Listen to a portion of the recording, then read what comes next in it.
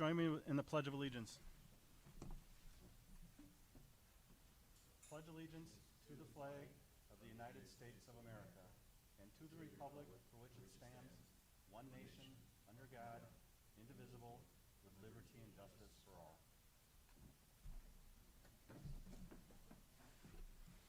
This meeting of the East Troy School District Board of Education and all other meetings of the board are open to the public in compliance with state statute.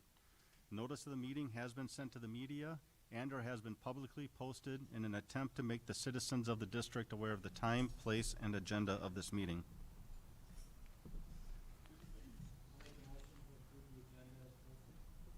Second. Okay, all right. Any discussion?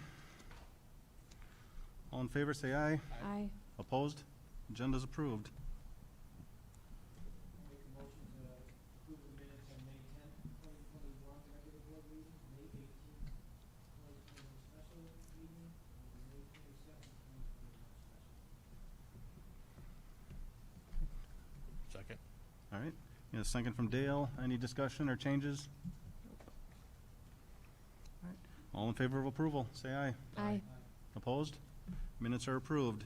Public participation. Is there anybody that would like to speak tonight? I'd like to speak tonight if that's possible. Okay.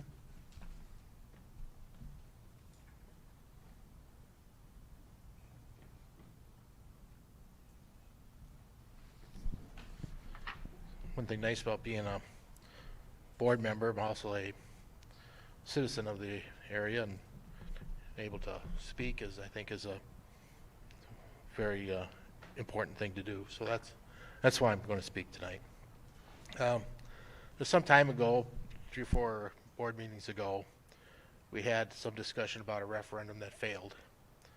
And really from there on out, we've had bits and pieces of a recovery for that failure. So I know before the meeting, before I became a board member, I made some notes about what I thought our recovery should be. And today I sat down and I typed up those notes. And I'm going to read them, and I'll give each board member a copy of those. And it's my East Troy School District Recovery Plan. It's like the 3 legs of a stool. This plan has 3 legs / parts. Number 1, liquidate all non-functioning assets. And I'm particular about this one regarding the Dobeck School. Sell the asset, lease it back for a short period of time, use portion or proceeds to modify existing buildings to house administration offices. I'll put a little caveat on that. Modifying could include adding on or finding a building that will house administration offices. Use another portion of the proceeds for capital projects. And I'll mention a couple capital projects that I think we should do. Then set aside rest of the proceeds for a rainy day fund. Number 2, reduce costs. Establish an energy reduction and conservation policy plan. Energy reduction policy needs to be district-wide with strict compliance by teachers, staff, and all administration people. Compliance needs to be mandatory. It's not just Andy's job, it's everybody's job. The job that may be saved just might be theirs. Provide funds to proceed with LED lighting. And I'll tell you how LED lighting is going to work. If you have an incandescent bulb that takes 60 watts, it can be replaced by a fluorescent bulb will take 14 watts. And you pay power by watts. An LED light, you can replace that 14 watts by 7 watts. Not only can you cut the energy cost, they're brighter and you can use less of them, and there's less maintenance to them. They have a longer lifespan. Middle school replacement. Those schools are single pane. I can just imagine the amount of heat that goes out of those things and cooling during the heating and cooling season. In fact, when I was on a tour, several of them were covered with plastic. Totally inefficient. Those need to be totally replaced. We implement as funds become available. And then, finally, review every line item on the budget. Eliminate and or reduce. Example, I question $30,000 for long-term disability insurance. I question, and I've done it here, the $35,000 for the full-time nurse.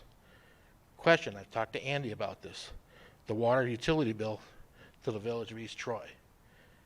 Those are just a couple of examples. I would say go through that budget, learn that budget, and find out what you can reduce. And then I'd also make a note, once the Dobeck School is gone, legacy and maintenance costs will go away, because we do have to stick money into Dobeck School. We still have to pay for the heat, we have to do the maintenance on it, and it's expensive. Number 3, the final leg, raise additional capital, fundraise, and I know we're going to have some discussion about that tonight. Set a goal and purpose. Establish an account at a local bank for deposits, a GoFundMe page, and easy methods for contributions from the public. Market through Facebook, direct contact, and mailers. Sell advertisement as appropriate. We've had that discussion too. Ask for a percentage of sales from Gus's Drive-In for school property and Saturday night's car show. I'll explain that. Every Saturday night, Gus uses school property. There'd be nothing wrong with him to contribute part of those proceeds into the school, so he's able to grow his business, but unfortunately, we're not in a position to not get some money from that. I'd like to be a good community citizen and have him pay nothing, but we're not in a position for that. Recognize high contributors through mailers, school electronic information centers. We've already recognized some of our contributions through the electronic billboards that we have in front of the schools, but I'm saying mailers because if you recognize high contributors, you will gain the momentum to bring more contributions in. It's kind of a form of advertising.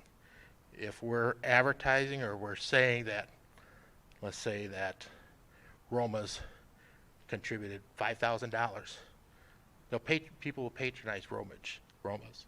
It's kind of a back give and take situation, okay? Expand the trade program to bring more students into the district. And I talked to Chris about this. And after the building tour, here's what I feel we need to do. We need to set up a motor control lab. We need to set up a Logix 5000 Allen Bradley PLC with software, including rack and I/O cards, and integrate it into the motor control lab. Develop a program to utilize these labs. Market the program to parents and industry. And I'm just going to make a comment there. I've already have been in conversations and just kind of probing with the maintenance manager of Target in Oconomowoc, and he'd be interested in our students. And how that would work is they would kind of go into the facility as an intern, and they make money, and they would continue their schooling, which would be paid by Target. And that they can go anywhere in the United States. They can go to Colorado, California, Texas, wherever they go. And you can do the same with Amazon, do the same with Generac, or whatever. But you can definitely market our students, and that's what we're here for. And finally, provide transportation for those students to bring them into the district if appropriate. If we have 10 students or 15 students that are from the Elkhorn area that need to get into East Troy, let's go pick them up and bring them in. And that's my recovery program. It may not be perfect, it's got faults, but at least it's a start.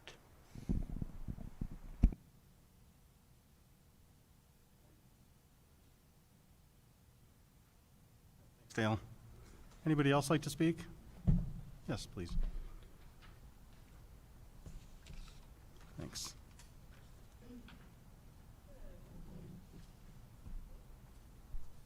Just a little switch on the side. Okay. So it's nice to see you all again. So last week we talked about, or 2 weeks ago we talked about masks. Today I wanted to talk about other mitigation practices that are going on. So As a mom and a parent, I would love there to be no more social distancing and no more barriers. Let's turn back on the water fountains, or bubblers as I'd like to call them. And let's just give our kids the normal education that we were so blessed to have. On another quick note here, I've talked to a few parents, and a couple kids have been coming home and telling their parents that their teachers are telling them that they prefer them to wear their mask while in class. So I just thought it was important for you guys to know that that's happening in the classrooms today. So teachers are doing the opposite of what you have decided. So I think it's important for the teachers to know that they are to follow what the school board decides, not what they decide for their classroom. So thank you all, and that's all. All right. Could I have your name, please? Oh, just want to get it down.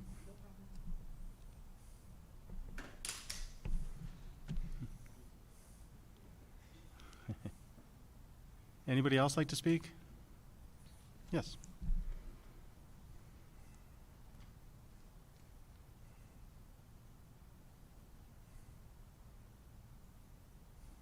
All right. Hello? Okay. Okay. Today what I have to share is less about face coverings and more about our community. Not one person that spoke at the last meeting has stepped a foot into a classroom during this pandemic. Not one has discovered how it is to maintain a classroom full of students, being sure that they are socially distanced, keeping their mask coverings in place, and washing their hands. From books being quarantined after use, assigned spots for contact tracing, recess areas separated, lunch in the classroom, so much is different this year. So much is different because our district fought to keep students safely in the classrooms. The gains that students made are remarkable. I firmly believe that these gains were made possible because of the staff that worked harder this year than ever before. More than anything, this year taught me that even the things that we think are impossible are in fact possible.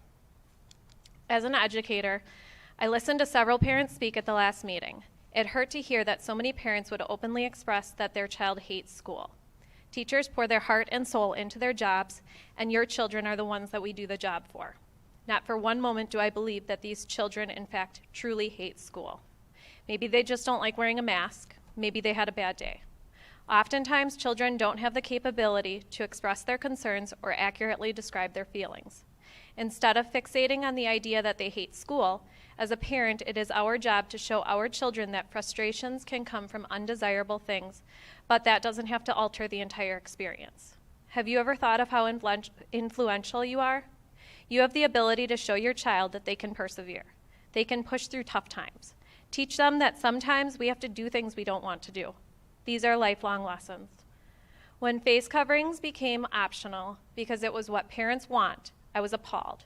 I know for a fact that this is not what all parents wanted.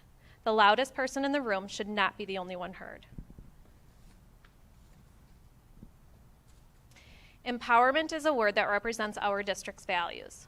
I heard some talk about empowering our children to choose whether or not they want to wear a mask. Do you empower your child by letting them ride in a car with no seatbelt just because they want to? I wonder if the word empowerment is being confused with entitlement. Are we empowering children to make good choices, or are we entitling them to go around the rules that they don't want to follow? Masks or no masks, if our real concern is children, not just our own children, but all children, we need to change the integrity of our community. We need more selflessness. Egos, pride, and control are not words that represent strong communities. When replaced with respect, empathy, and support, I gain pride in what we can do. We need to come together, all of us, to make this school board and community a better place. Thank you. Anybody else like to speak?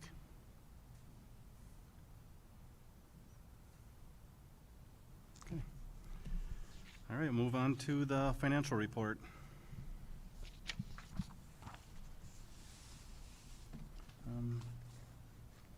Since Bob's not here, I will make the motion to approve the April 2021 payments in the amount of $1,818,360.77 and receipts in the amount of $531,860.77. $134.91 as reflected on the financial statements. Okay, discussion or questions, or Kathy, you have anything you want to cover? So this is one of those months where you can see why we cash flow borrow, because again, where you had disbursements of 1.8 million and receipts of 531,000. So just making the point that our revenues come in at certain times during the year.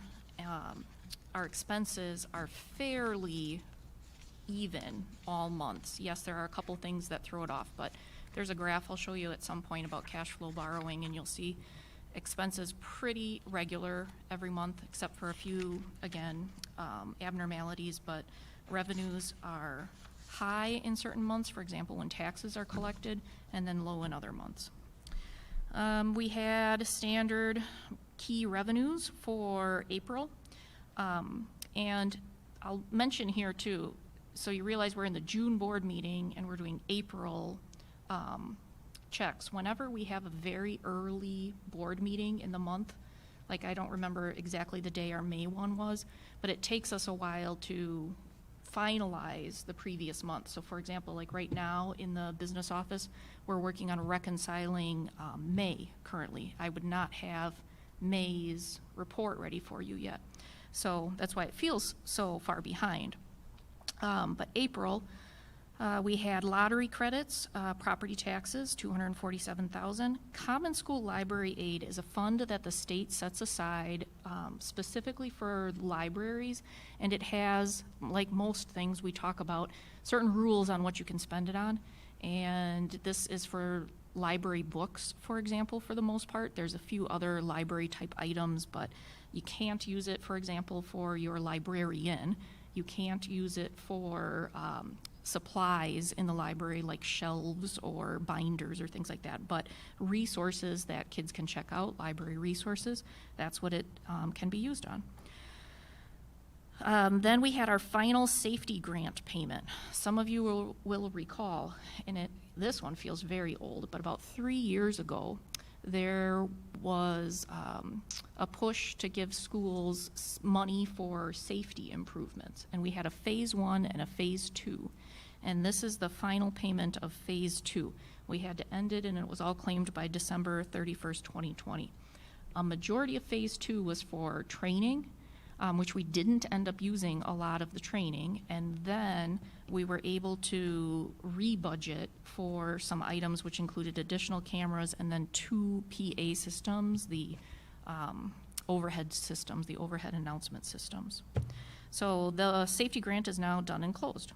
And then you'll see we have a utilities heartbreaker, I'll call it, this month. I was hoping that somehow it wasn't going to affect us because it was the talk of the business managers a few months ago in one of my meetings, but February gas bills basically skyrocketed from, and I can just read it here, what I wrote.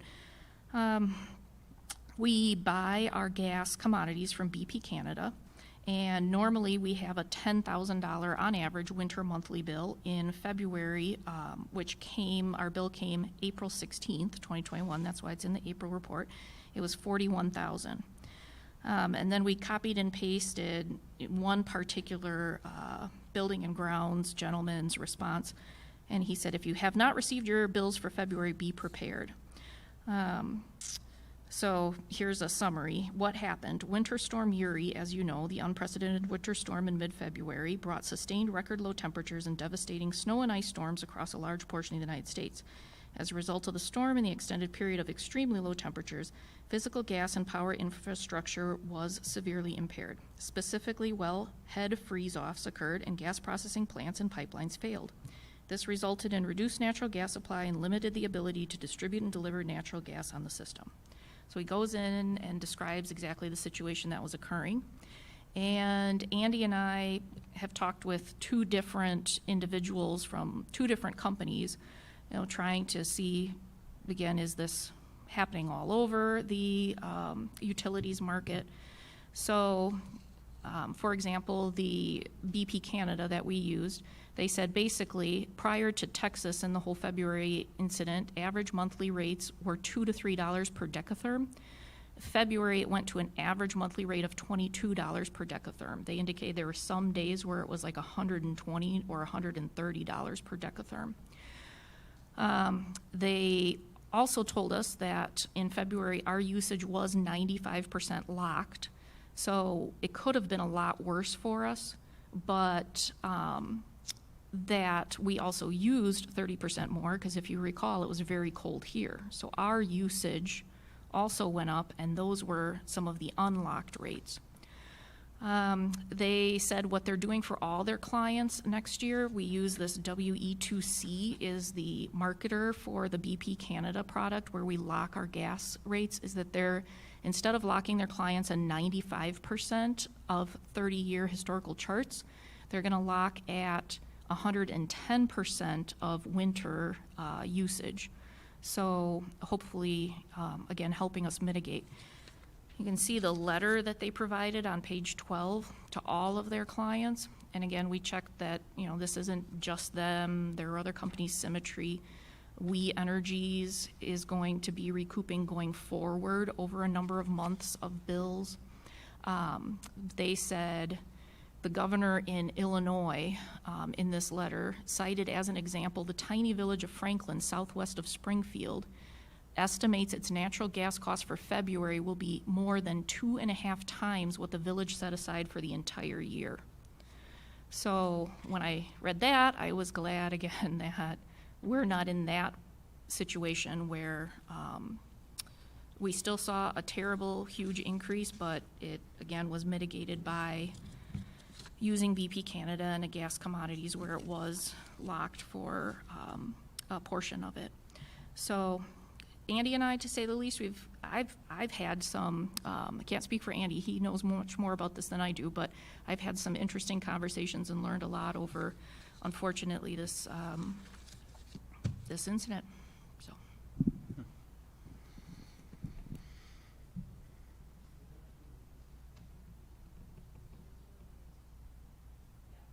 Up, they calculate the average monthly decatherms, you know, at the end of the month, and that's it. Kathy, I'm looking at page 14. Can you just help me remember, I was comparing expenditures to receipts, and special ed is so far disparate. Can you help Yes. me remember when we would receive Yes. some? Thank you. That's a great question. So she's looking at page 14, and page 14 is all about monitoring our funds during the year and kind of where we are, again, at any given point, and how much we've collected of revenues and how much we've collected of expenditures. So Fund 27 is where special ed expenditures are coded, and oftentimes you'll hear, I guess I won't call it arguments or debate over how much of a school's budget is funded for special education. This last year, at the state level, people were fighting over getting 25% of special ed costs reimbursed, getting that rate up, and it was supposed to go up to 30%, but it's a basket of dollars, let's say, so it all depends how much each school claims. And after they do those claims, then, you know, if you had $5 million in the pot, but everybody claimed more that year, then the percentage that can be reimbursed is less. So we ended up actually at about a 28% reimbursement rate for this budget. But so what that all means is the revenues that we get for special ed for Fund 27 don't match the expenditures. Like they're not funded one-to-one, right? So through the course of the year, you might see we get receipts called handicapped aid. And at certain times in the year, just like state equalization aid, there's a schedule. At certain times of the year, the state sends down, maybe you're getting 15% of the handicapped aid in December, or you're getting 20% of equalization aid in February. Again, there's a whole schedule for that. But come the end of the year, you're only gonna have probably 30%-ish funded. Now, asterisk, there's a couple other small things that go in special ed, like grants, or we share currently this year 2 positions with other school districts. We share a physical therapist and we share a nurse. And so those revenues also come in January and then in June. So that throws off, again, what I'm saying to be a perfect computation. But what ends up happening is at the end of the year in June, we transfer the remaining balance from Fund 10. So you're seeing all these expenditures in Fund 27, special ed. It's going to end up about $3 million. That's our budget.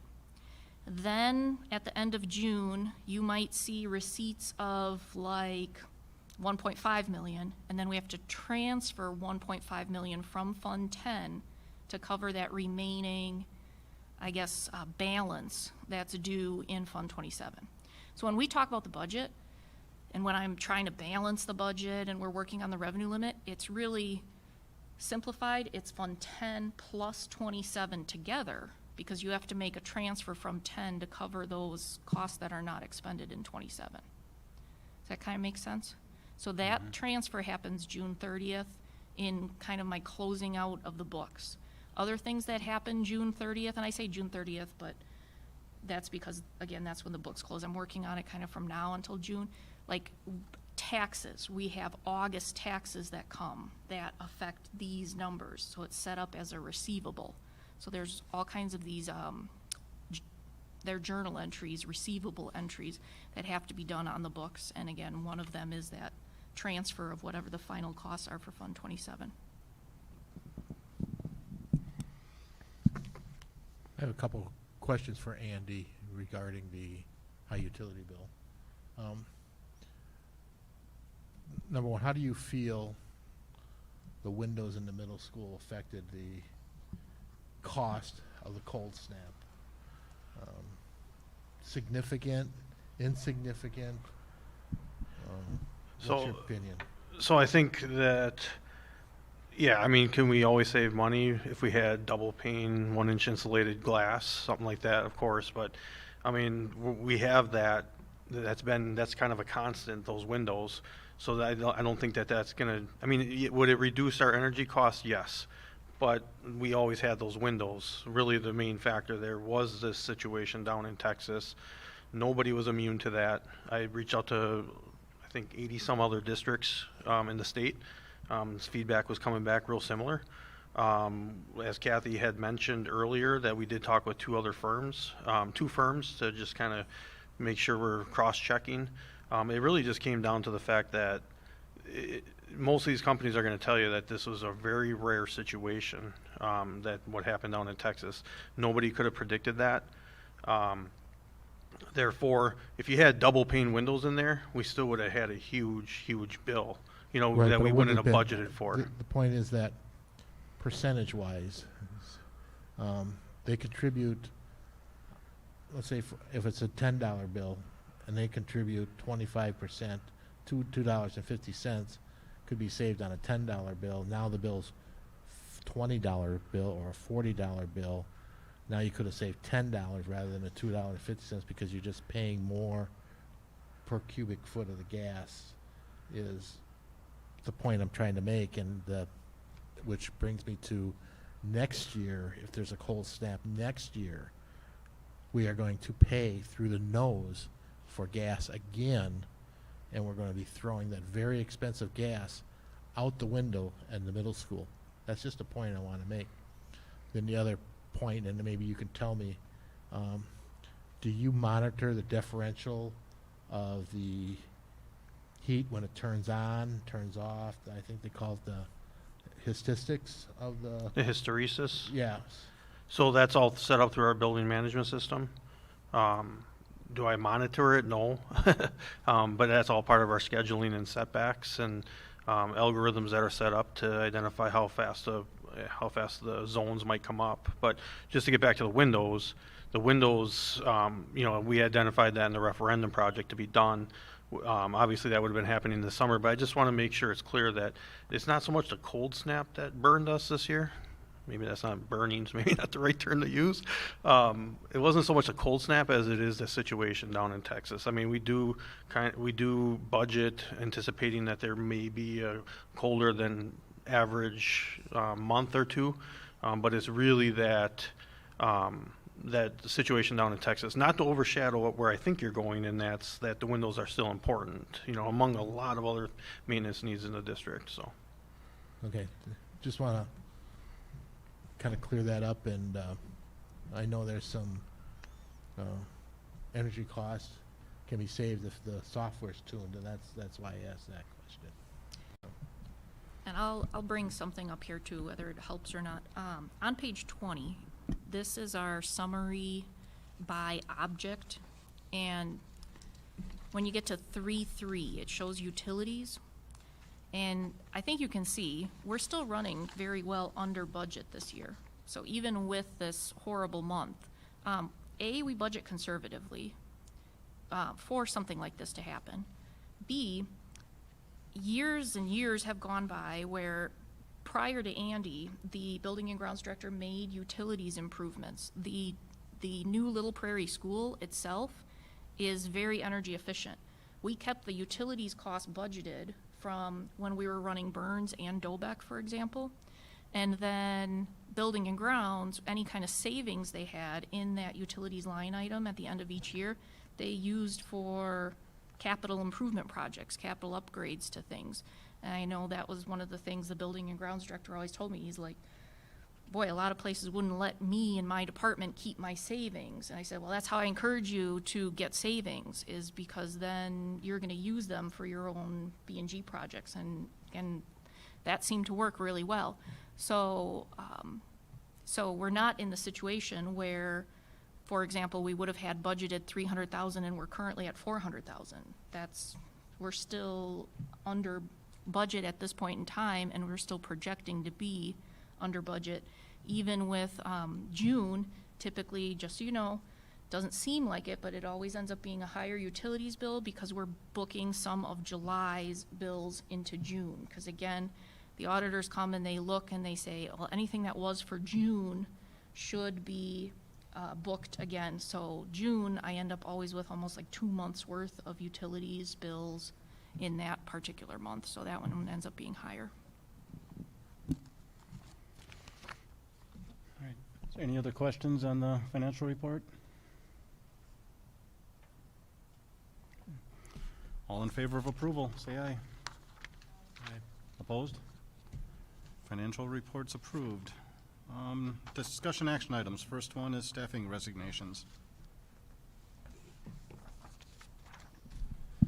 Yeah, we have a few tonight. If I miss anybody, please. Building level, help me out. I'm trying to get back in the groove a little bit myself. So the first one is Michael Van Dyke.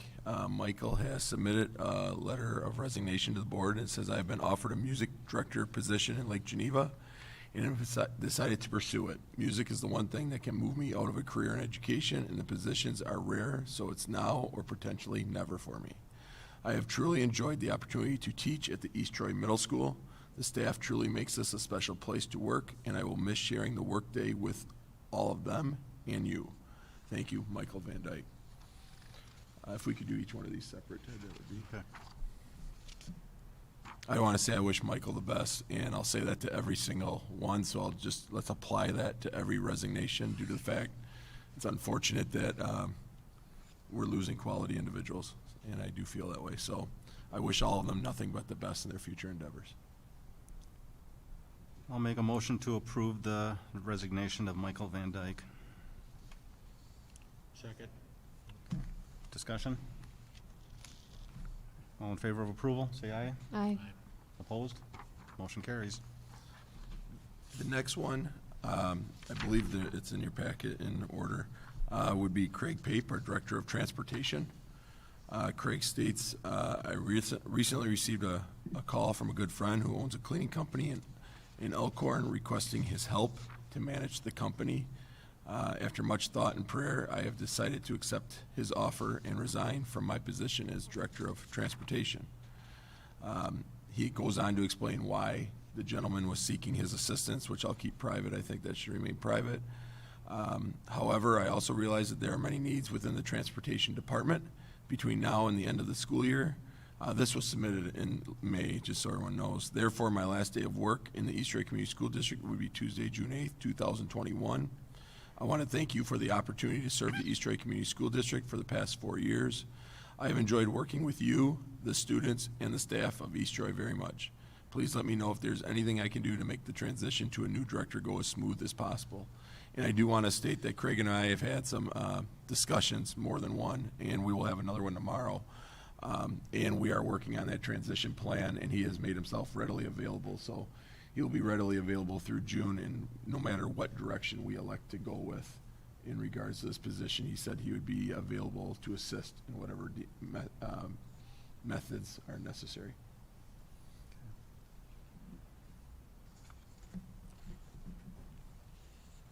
I'll make a motion to approve the resignation of Craig Pape. Second. Discussion? All in favor of approval, say aye. Aye. Opposed? Motion carries. The next one is from Sandy Martinez. Sandy teaches in our middle school, is a special education teacher in our middle school. She's written a little longer letter, so I'll read all of this. It has been a pleasure working at East Troy Middle School for the past 8 years. The students and superb staff have taught me so very much. I am very appreciative. We have successfully facilitated meaningful learning for students with significant disabilities alongside their peers in the regular education classroom. What a joy to see this collaboration and sincere student interest in what they are learning in the classroom. Thank you for the support and encouragement to offer superior learning opportunities for students with disabilities. However, recently, I've had to take some time to honestly look at my role at the middle school and reflect with how it will be significantly changing next year and the years to come.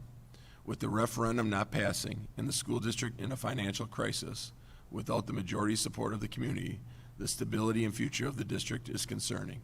I take my role as a special education teacher very seriously, and it's very important to me to give the best quality of learning opportunities to my students. I don't know how to compromise that. The implications of the referendum not passing and dire consequences for my department at the middle school will negatively affect my ability to continue offering superb services to the students and families I work with.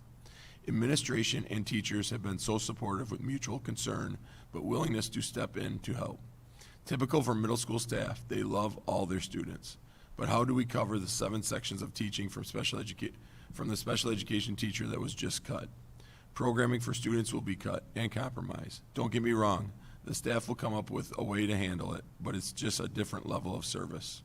This made me wonder what else is going to get cut for students or compromises in their learning opportunity. This instability has caused much concern with the staff. I am not the only one. The district's instability in areas of student cuts are just the beginning, and as an employee, the stability of the district is concerning. Could I live with these compromises and mediocre opportunities for students? This caused me to wonder about my employability options in surrounding districts. Because of the teacher shortage and lack of people going into education, the job availability was abundant. I applied to one position just to see what's out there and was pleased to hear the priority, direction, and support of other communities with their schools. In addition, when they offered me the position and compensation package, I couldn't hardly turn it down. As a wife and a mother of 4 daughters, 3 in college, I would be negligent to turn this offer down for my family's sake. No, I didn't go into teaching for the money, but the reality is that we all have to work to support our families. I just get to do what I also love. I could go on and on with things I love about East Troy. A small, beautiful community with amazing students and superb staff. I will miss my time with students out at Alpine Valley Ski Hill as their advisor. I will miss my time with students and parents in Washington, D.C., learning about our government, veterans, memorials, but most of all, the students on a much deeper level. I will miss knowing each and every student in the building and witnessing the kindness they show to each other, regardless of their ability levels. The East Troy community has a hidden gem with their middle school. The staff adore and advocates for their students on a daily basis. I hope the community will recognize and honor that. Please gather together to support it before it's too late. Personally, I will truly miss the families and students I work with so very closely. I get the privilege to work with a certain cohort of students for the 3 years, and they are at the middle school and develop close relationships and friendships with the families. A piece of my heart will always be here. However, at the time, please accept my resignation as a special education teacher and learning strategist at the East Troy Middle School. Sincerely, Sandra Martinez.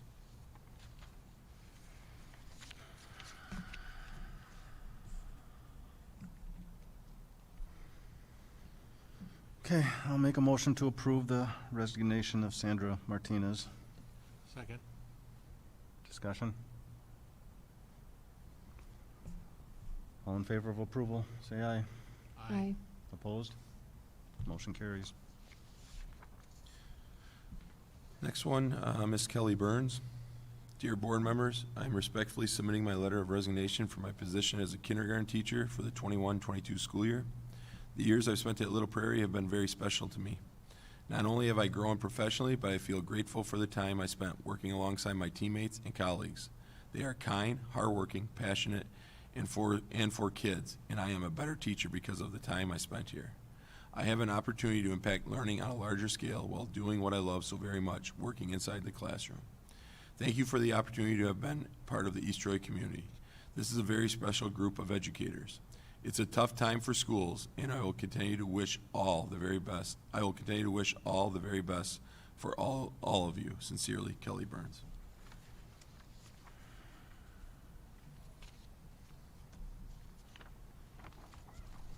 I make a motion to approve the resignation of Kelly Burns. Second. Discussion?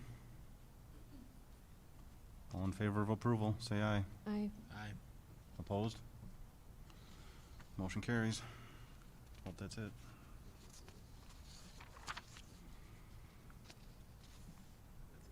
Okay. Staffing recommendations.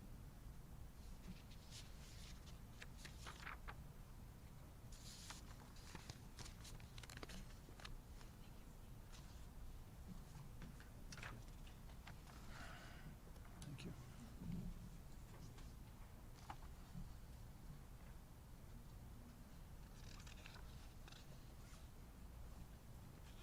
Okay, so East Troy High School Administration recommends the hiring of Matea Schlender.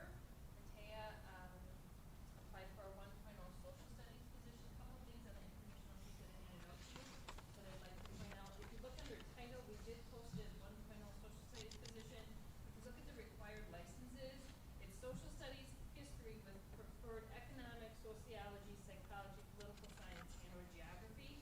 Why is that? Why is the requirement so many licenses? It goes back to what we talked about at a prior board meeting with the size of our district. And in order to maintain the course offerings that are similar to larger schools around us, we have to employ teachers that have the licenses to teach those courses.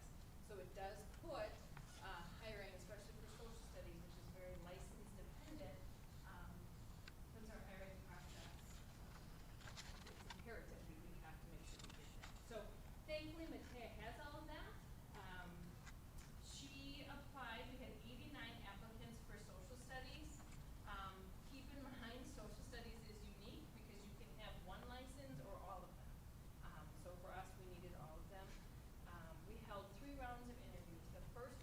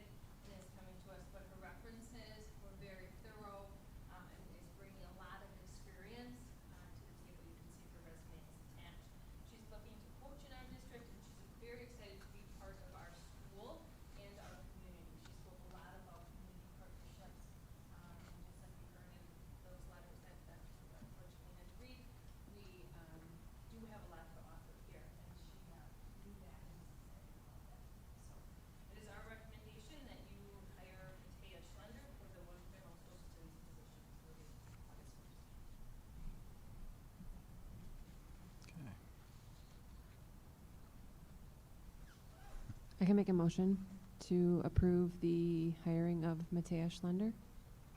I'll second. Discussion. All in favor of approval, say aye. Aye. Aye. Opposed? Motion carries. Thanks, Stacy.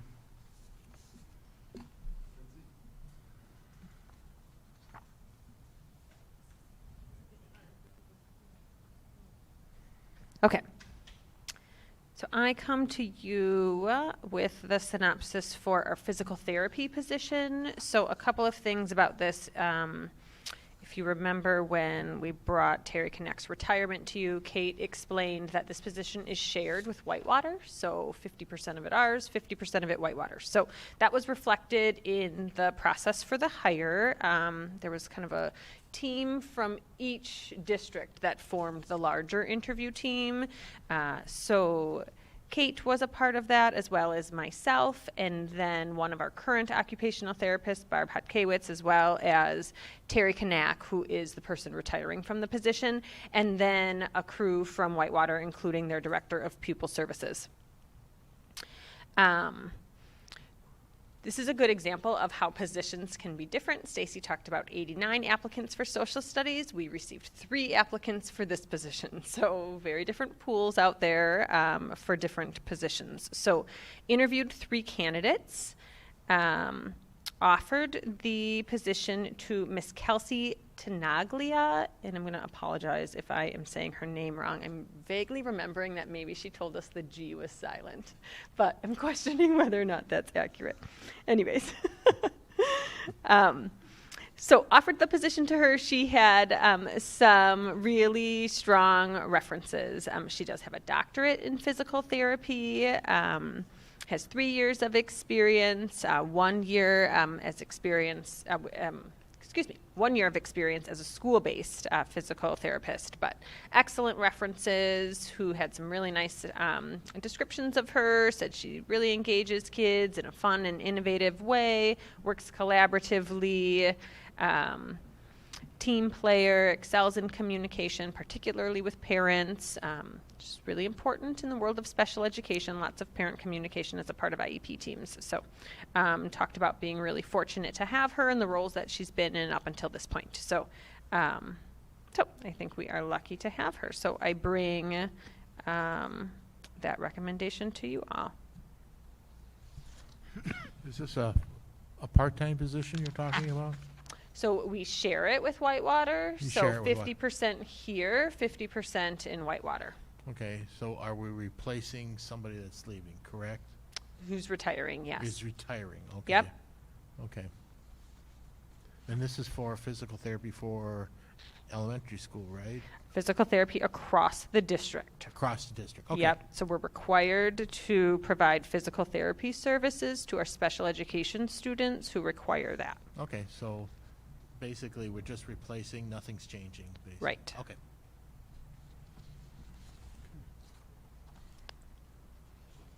I'll make a motion to approve the hiring of Kelsey, I'll go with your spell, Tenaglia, I know, G or for no the G. 1.0 FTE physical therapist position.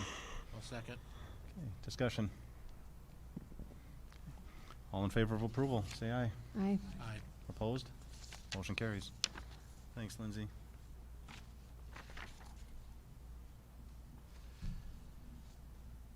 We have any other ones? That's it, okay. Our student representative is not here tonight, so we'll skip that one. And we'll move on to, we need a new resolution to approve the sale of the Chester Burns building and granting business manager authority to sign to Kathy. So at the special meeting we had a few weeks ago, we made a motion to authorize the counteroffer. And since then, I've been working with the realtors on paperwork, and the title company needs a resolution, which all a resolution means is an approved motion again.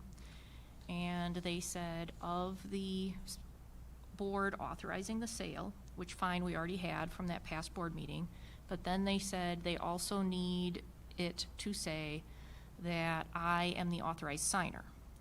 And I told them, well, I had that from 4 or 5 years ago, whenever we first started the process of paperwork around, even when we were trying to sell Burns. And they said, okay, we'll need that. I looked through some minutes. I couldn't find it. I don't have an easy, search feature without opening up every possible minutes document. So what I told the title company is I said, okay, I'll make it easy. At this board meeting coming up, we will reapprove what we did at the special meeting and add into it that I am also the authorized signer for the documents. Unless you'd like to make it somebody else. I'm more than open to one of you also being the authorized signer on it instead of me. Again, they need somebody in a resolution, in a motion, to be that authorized signer.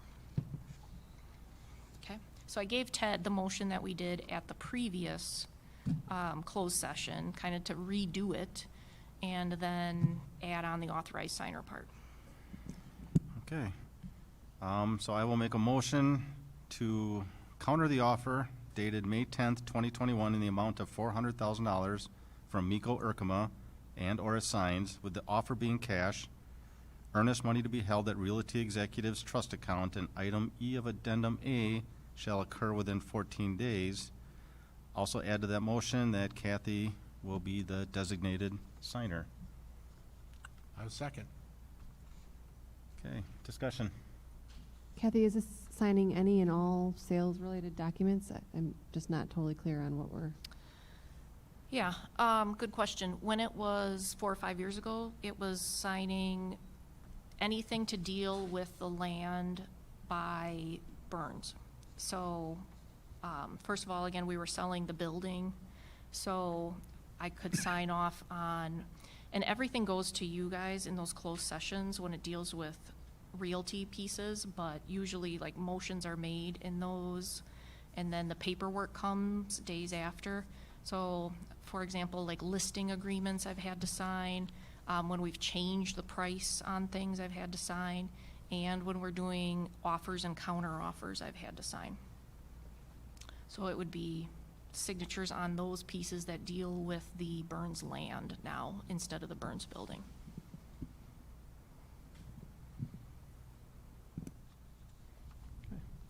You want that responsibility all by yourself? Does anybody look at, are there second eyes on, I'm just, Yep,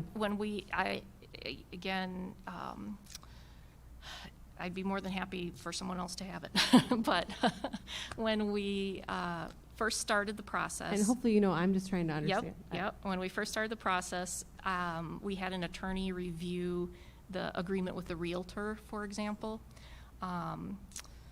But since then, I guess there have been so many offers, counter offers, declinations, that it's all just come through me, and I don't push it through the attorney and accrue all of those costs all the time, so.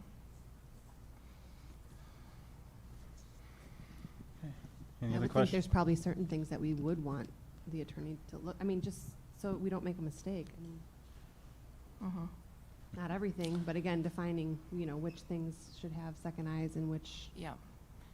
maybe don't need them. Yeah, and once we got past the initial contract with the realtors, I have leaned a lot on our 2 realtors that are in the meetings a lot to help me with things I don't understand in the realtor world. Right. But Okay. Any other questions? So I guess, I don't know how to ask it another way. Are there certain things that we would push to the realtor, final sale papers, or, to the attorney? Like final stuff, and there's other things that, they want authorization to run a test on the land or something like that, and it's, more benign and not as much of a... Mhm. Well, I can certainly do that in the future. The one from the previous board meeting has already been signed off on, and again, we're already going through the title company with those pieces, so I can go back on anything and send anything to, or I can just going forward. Does anyone else have thoughts on this, or I mean, I think the realtors, they are basically our representatives on this. So I don't know what the lawyer would really be looking at besides this initial contract that's already been signed.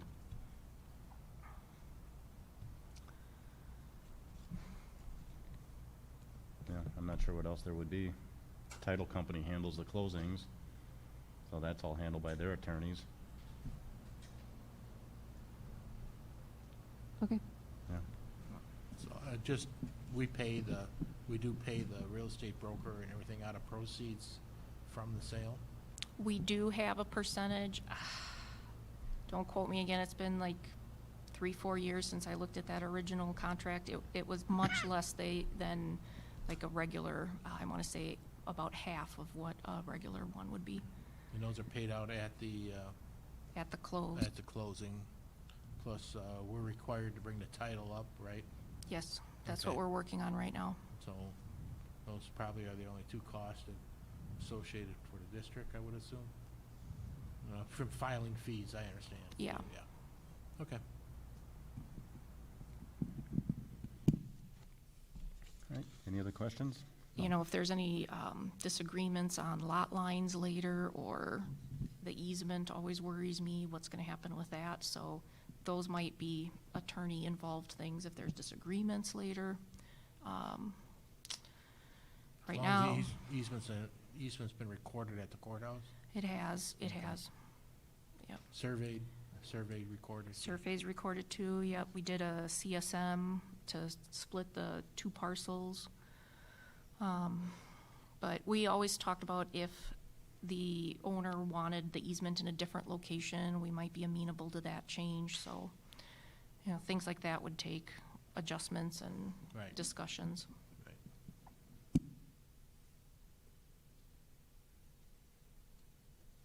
Okay. All right, we have a motion and a second on the revised resolution. All in favor of approval, say aye. Aye. Opposed? Motion carries. Approval of donations. Donations in your packets. I believe I wrote down what page they start on, 44, thank you, 44 through 47, and then I have one that came in a little bit later, so it's not in your packets, that I'd like to add. Can we start with that one? And then we'll go to page 44. So the one that came in just this week is from a person named Chris Ackerman in our district, and they gave 4 $25 gift cards to our crossing guards as a thank you, so $100 donation. So it would be a motion to approve Chris Ackerman's donation. I'll make a motion to approve. And it was to say thank you for their services. All right, I will second that motion. Discussion? Okay. All in favor of approval, say thank you. Thank you. Thank you. Motion carries.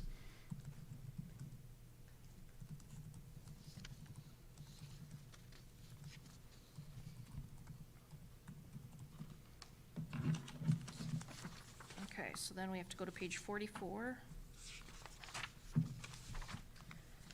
And the next one we have is for Ms. Mary Wolf, who donated $200 to the East Troy High School for expenses for the year, end-of-year high school staff banquet.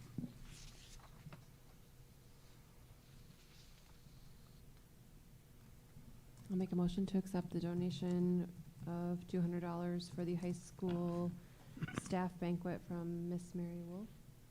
Second. Any discussion? Excuse me.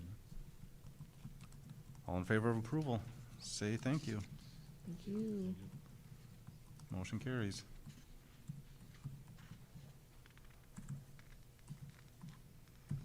On page 45, we have a donation from Scott Bikowski, sorry if I'm saying that incorrectly, $225 donation to help offset with the referendum failing the budget shortfall.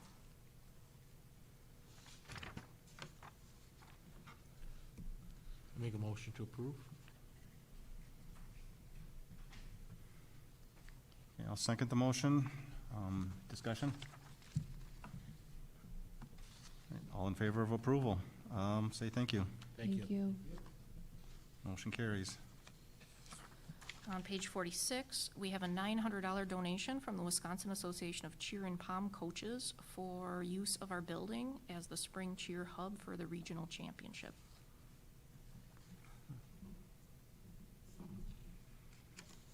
I make a motion to accept it. Okay, I'll second that motion. Any discussion? All in favor of approval, say thank you. Thank you. Motion carries. And the last one on page 47, not really a donation, but couldn't think where else to put it, so I'm putting it here. $1,000 are middle school, specifically Tracy Gross, who is a library aide over at the middle school, wrote for a grant in the amount of $1,000 for Teachers Outdoor Environmental Education Fund. She's looking to do like an outdoor reading area, extending the middle school library for that purpose. I make a motion to accept. Okay, I'll second that motion. Discussion? All right, all in favor of approval, say thank you. Thank you. Motion carries. All right, move on to COVID-19 update. Yeah, I'll go through some basic numbers and present it the same way that we've been presenting it all year. Current numbers since September 1st to date, we have 116 positive cases since September 1st, 357 quarantine, which are in-district exposures, and 382 quarantine non-district exposures. To give a little timeline, since 5/10/21, which was the last time I reported out, that would be an increase of 5 positive cases, 11 in-district quarantines, and 10 non-district quarantines. Since March 15th, it would be 17 positive cases since March 15th. Staffing, we've had 186 leave requests that were done due to some related COVID reason. Again, could be repeated, and this does not include any other absences. It's 186 just related due to COVID. However, since May 10th, 21, we've had 0 on that. So if you recognize the 186 is the same number I reported out in May, you are correct. Walworth County COVID-19 District Geographical Boundary Dashboard. From April 4th to April 19th, I'm just give again a frame of reference. We had 37 confirmed cases, which equates to a 31.89 rate due to the fact it's per 10,000, and East Troy they have is 11,603. That's how they come up with the rate. Of April 20th through May 2nd, we dropped to 14 confirmed cases, which is a 12.07 rate. In May 2nd through May 28th, and you might go, whoa, that is expanded. I did expand that due to the fact over the 2 weeks' time, I was like, you know what, why don't we start looking at it in a little lengthier time due to the fact I think we can now at months. So basically a whole month, we had 22 confirmed cases, which is 18.96 through the month of May. So everyone, our highest one, I always have people ask this, so they just always like to know the year. What was the highest rate that we ever had at one given period of time? It was in October 25th. We had 109 confirmed cases at that time, which was a 93.94 confirmed case rate.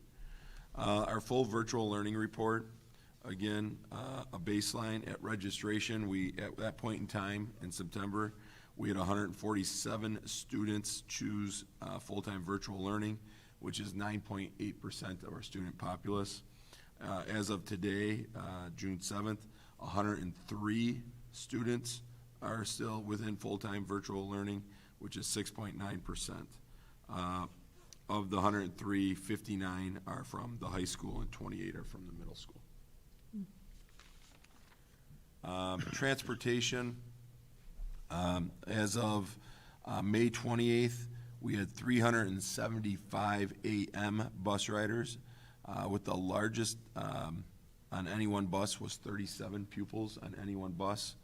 As you know, every bus is 24 seats. In the past, we were able to put 3 students to a seat because we could go up to a 72 capacity. Not always ideal by any means. Talk to the students, they will tell you that. But obviously, during the COVID pandemic too, our goal was always to be, to try to be at least 2 or less to a seat during this entire time, and we want it to be less.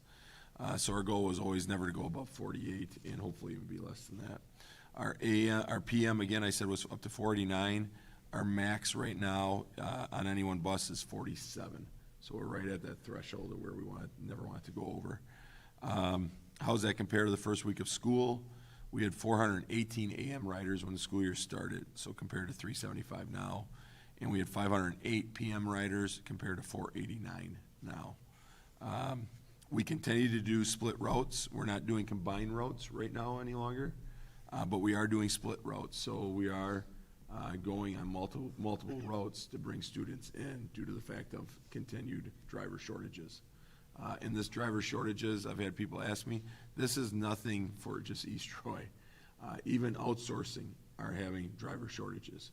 I was just speaking to Craig about some things about, again, trying to attempt to get more drivers. We continue to try to market and find out ways of getting more drivers. I will tell you, everybody's competing against everybody for drivers.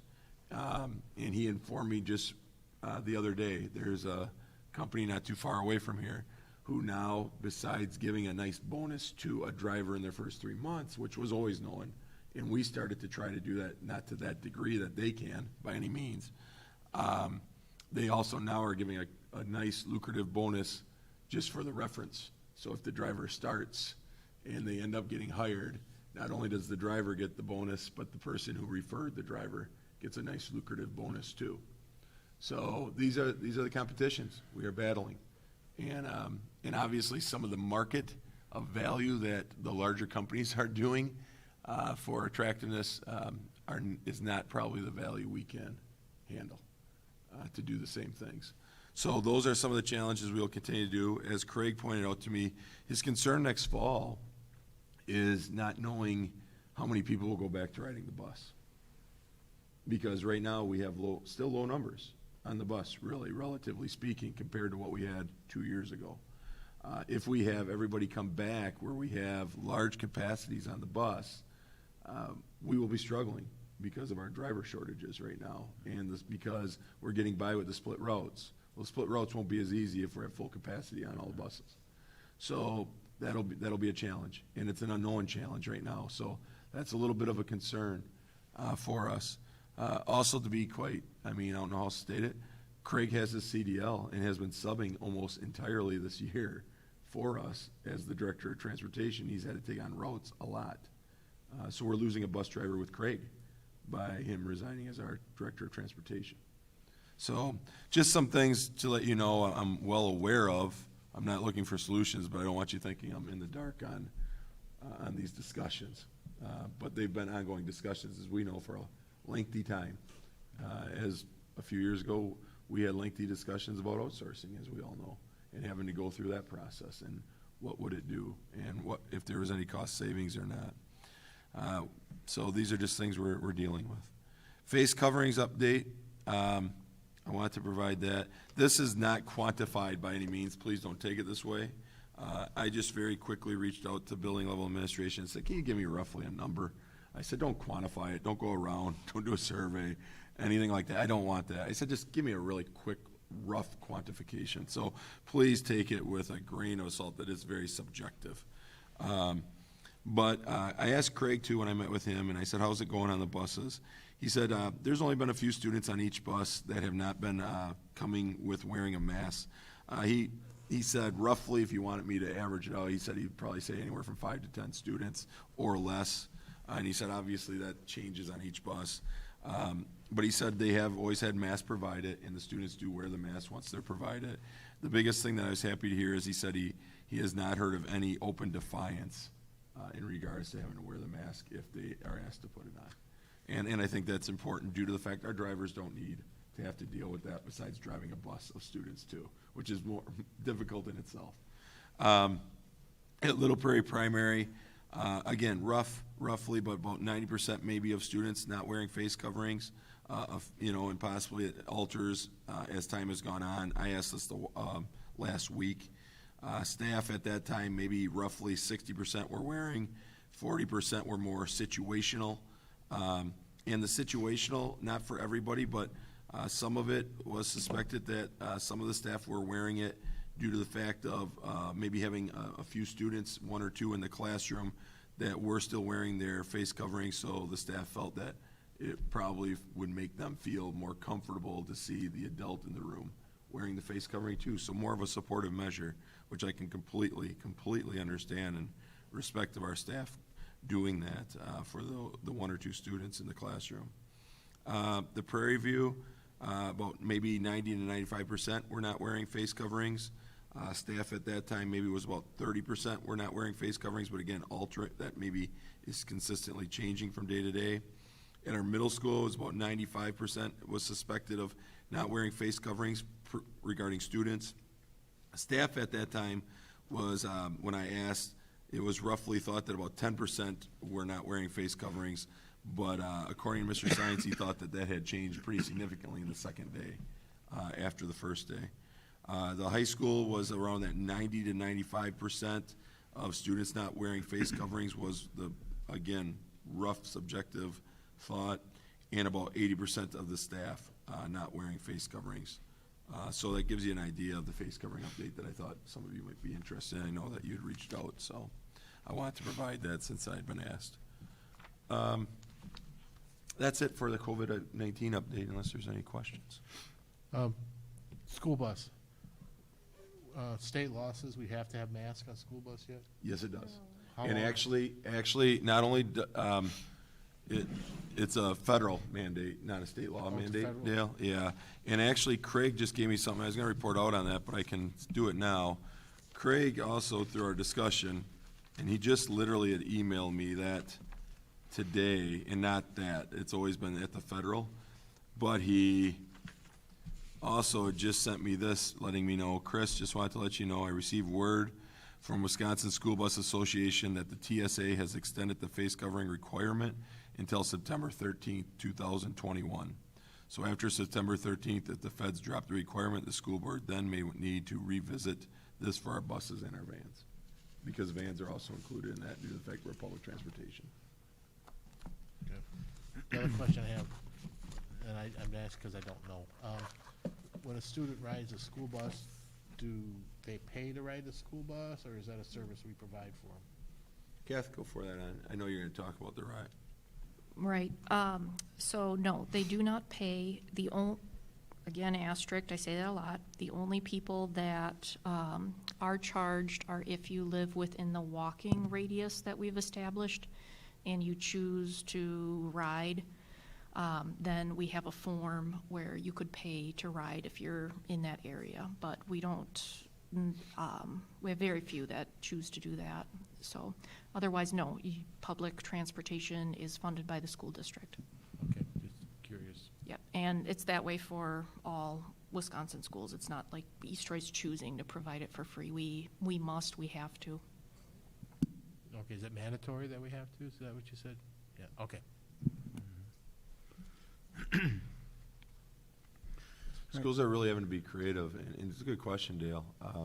Schools are really having to be creative due to the fact it's of the requirement, and they're having to be creative in regards to maybe even their scheduling of their school day start times and end times now, due to the fact of the staggering. It might not be ideal, but it's being discussed in a lot of places, and it really, a lot of people think it's because of the school day itself. It's not. It's to just get the school day started, to get the kids there and get them home in time, because schools are struggling with the number of drivers again. I'll throw a couple other little known facts.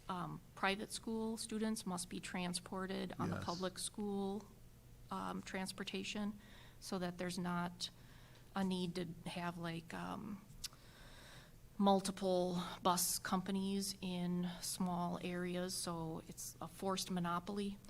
And then you had mentioned in the comments that like we should go pick up students in Elkhorn. We're actually forbidden by law to cross into other school districts' boundaries unless we get approval from the other school board. So if we wanted to pick up 10 students from Elkhorn and bring them over here, we could if we got Elkhorn's approval to do so, but I'll tell you, if somebody came here and asked us, can we bring a bus in and pick up your kids and take them to McWanago, like, you would be saying no. So, yeah. I only mention that because of, if we offer a unique program that they would not offer in Elkhorn, that if the student didn't have any way to come to the district, we'd go pick them up. And again, I didn't know that we need approval of the other school board, but the other school board might approve that since we're offering something that they may not be offering. Just saying it's possible.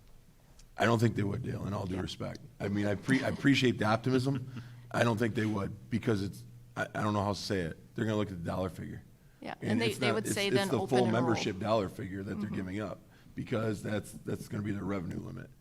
And with open enrollment nowadays, that's the reason why everybody's very conscientious about where those school buses are driving to, even on the borders, because open enrollment is a huge component of if one is entering into another school district. I mean, school districts can get in some serious trouble if they're crossing the border Well, for let me an ask open you enrollment this. child.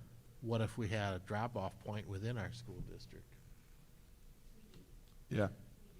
That can happen. That It's can- in our And we do do policy that. right Right, now. so Yeah, let's we already say do that. We get 10 students from the Elkhorn area, and they carpool it into the drop-off point, we pick them up and Right. bring them in. I mean, that's being done everywhere, absolutely. And we do for our open enrolled students, as long as they get themselves to a bus stop within Yep. our district boundaries, we pick them up.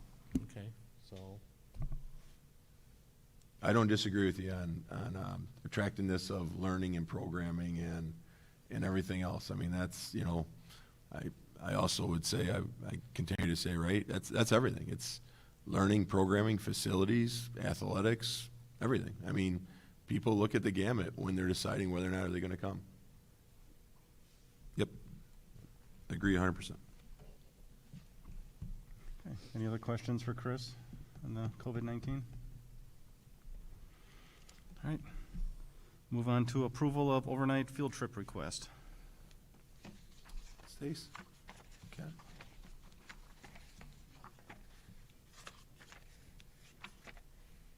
So Ryan Holly submitted a field trip request form to take the state officers up to the state convention. They do this every year. They did not last year. They're very excited to participate in both. So just to keep this in mind, Ryan Holly plays a huge role up at the state conference, as does Bella Atkinson and other state officers. It's pretty tremendous, really, if you are familiar with what he does and what our state officers do to help with the advocacy organization in general. So we're asking that they have an approval to go. I'll make a motion to approve the overnight field trip by Ryan Holly. second? Discussion? All in favor of approval, say aye. Aye. Opposed? Motion carries. Thanks, Stacy. If it's okay with the board, we would like to move item H down after the discussion on the Esser 2 and 3 funds. So then we'll move into presentation of preliminary operational model for the 21-22 school year. So while Amy's getting it up on the screen, we're laughing about that. And that's primarily going to be for the viewers at home. I mean, go ahead and look at that. Steve's got tremendous eyesight if you can see it from there, because I can't see it from here, I don't think so. But I'll go through the slides. We're not going to go through each one of them, so if you look at the bottom of the screen and you're like, oh, I see that number, are you serious? No, we're not going to go through each one like that identically, all right? And we're more than happy to share this out for everybody to look at. Again, it's a preliminary. If the board tonight were to elect, it is a discussion action. So the board tonight, a couple things you could do. Based upon the presentation, you could accept it as proposed, see if, obviously, if it gets approved via the vote. If you want to approve of it, but you want to make modifications to the recommendations that we're providing or the information we are, obviously that can be done.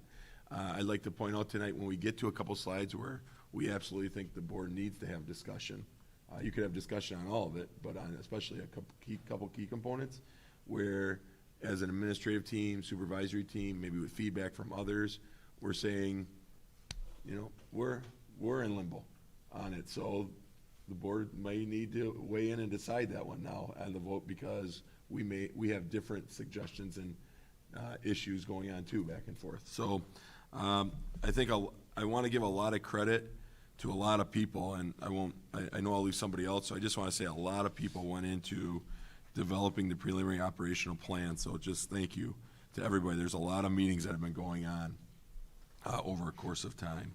So first and foremost, let me just state this really quick. We recognize, I mean, it's the 7th of June. We absolutely recognize that every district's kind of trying to work through this and navigate it. One thing that we believe is that we absolutely needed to get this out to the public, get it to all of the board members to have dialogue, and to do our best to try and tell our families what's happening for next fall. We think our families, obviously our parents, and our students deserve to know how things are going to operate to the best of what we can predict of what we want to do for next fall, so they can make appropriate decisions. Parents have that right to make those decisions, and those decisions are important right now. And I'll say it. I mean, I have no doubt. I mean, let's just say it the way it is. Open enrollment's going on right now, right? I mean, it still can. Parents already have applied for the open enrollment. I've been signing off on all the ins and the outs, but obviously the month of June is the parents' determination of whether or not are they going to accept to come to East Troy for open enrollment, or accept to go somewhere else. So I totally get the month of June is a very important month from not applying, but deciding. And I think everybody has a right to know how our district's operating for next year for those decisions. I respect that completely. I also think our staff deserves to know that. Our staff, you know, we have a quality professional staff. I can't praise them enough for what we got done this year. And that being said, they have to make decisions for themselves too. And I can't make it for them. They have to make it for them if the operational model is good for them or not good for them, and I respect that. But I want to make sure that they have due time to process and make their decisions. And then our final thing has been our goal from day one, since last March of 2020, has been to manage our uncertainty. We absolutely view uncertainty as being disruptive. And so everything we've been trying to do, and we don't always succeed, sometimes we fail, we acknowledge it, but has been to try to provide stability so we don't have chaos, because we know that chaos is difficult for families, and more importantly, it's difficult for kids. So our goal has been to try to provide stability, which then provides certainty. Some of the things we haven't been able to always do. Some of it's been out of our control. But that's been our goal every time we are recommending something, doing something. That's our goal, at least. Through the operational plan, on the next slide, can we go to the next slide? We've always been trying to do 6 things, and I'm not going to go through each one, but we can set, when we've been meeting these past few weeks, this is what we did last year, those 6 things. And when we go through them, if we can go back one, Amy. Safety, learning, equity, adaptability, parent, community, staff feedback, and communication.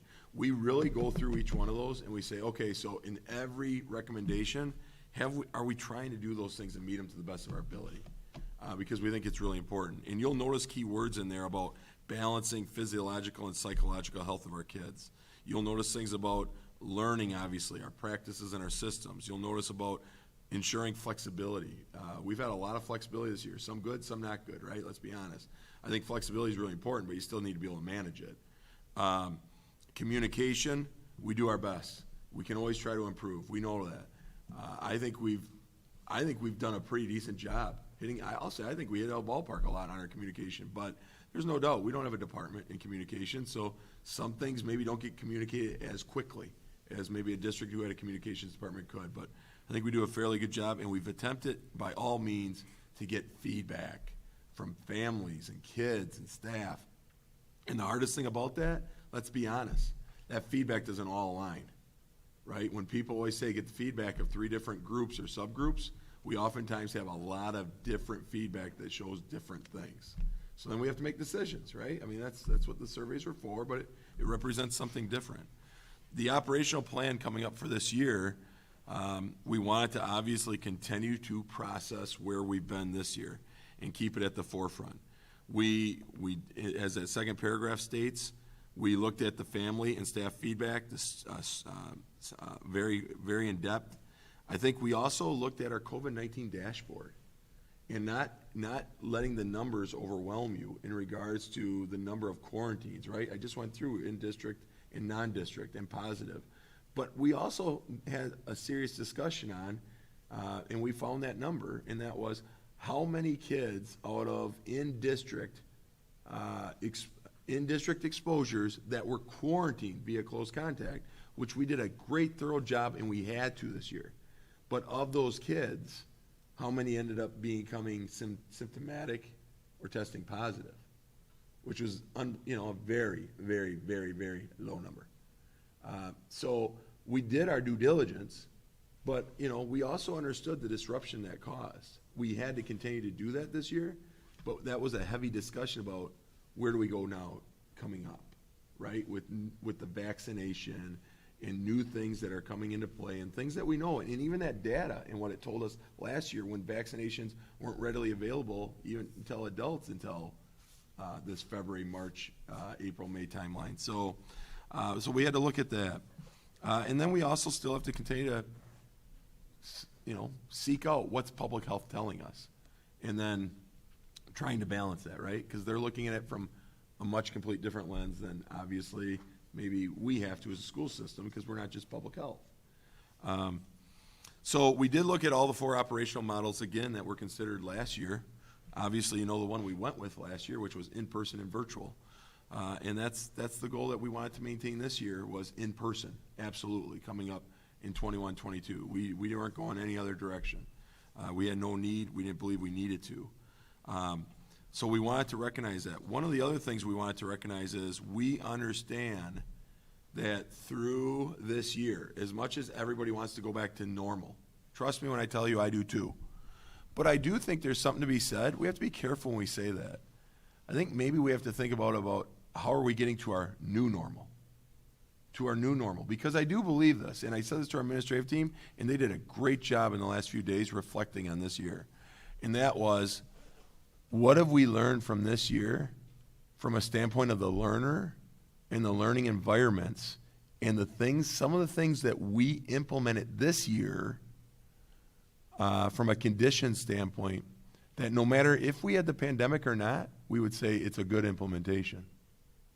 It's a good implementation. Like, we should be doing it no matter what, because of how much of what we see is happening for the learner or what we see for the learning environments. So, there's been things done. I remember hearing early on this year where some of the teachers and administrators were saying, we got the lowest behavioral things we've ever had going on. What's going on here? That's a positive thing, but the question is, we got to correlate it to, why do we have the lowest behavioral, right? And is there some things we can take that we should continue to apply even after mitigation measures are gone, that we go, it's just a good practice now. So we've been reflecting on that and coming up with a lot, and we've been doing that on the learning side too, from an assessment side. We've learned a lot. Some of the things that I can tell you that we plan on continuing to do, and I don't think there's a timeline on it, that we want to continue to do. We think it's good implementation. Taking advantage of the IEP streaming, meaning we don't have to hold all our individual educational plans and meetings through an IEP, through the streaming. But you know what? If that's what's convenient for a parent, if that's what's convenient for a staff member to get the necessary people involved in a meeting instead of having to do it multiple times and having it be disjointed, then a lot of people have found success this year with IEP streaming. Let's continue to have that be an option. Sanitizing in all of our strategic locations. We've found great success with that. Why would we go away from it? So do we think we should have sanitizing stations around our school buildings? Yeah. We still think they should be readily available, especially if we're going to open up the water fountains or bubblers or whatever we state they are, and depending upon where you are in the nation, right? I think we need to have sanitizing stations by them. And so we've already said that. Like, if we're going to open them up, now we got to put sanitizing stations maybe even more by them than just everywhere else. Streaming of events. We've had a lot of compliments this year. Interesting, right? Through the pandemic, you get compliments and people informing you of things that you're like, we got to take note of that. People loved our streaming of events. They loved it that we had the capability to stream, that we invested in being able to stream our athletic events and our music concerts and everything else. Especially music concerts weren't ever in person this year, right? People don't want that to go away. We have a lot of people that elderly, non-elderly, that feel more comfortable maybe not attending an event. Maybe feel more comfortable, maybe they just can't attend the event. And we don't have everybody related to everybody in East Troy, right? We're a transient society. Many people live outside the state, outside the nation. They can stream the event. They can see their relative, their friend, their grandchild in the events now. We've had a lot of success with that, and I think we should continue to take advantage of that. We need to continue to focus on our hygiene and our health. I think parents have been given a lot of information this year about that importance, but I think they stepped up too a lot more, right? People were more diligent this year. I think we need to continue to be diligent, right? We need to continue to be diligent. So we can't stop doing that. We had a lot of social and emotional learning opportunities this year where they weren't even opportunities, I shouldn't say it that way, that were coordinated efforts by our buildings with our teachers and our administrators and all of our people services, in which they were coordinated efforts for our kids to have these opportunities more regularly, for not just check-ins. We have a lot of kids with more anxiety, more depression than we've ever had. And that's not just going to go away naturally because we come back next September. We already were in person this year. That's going to be supported by the support we provide.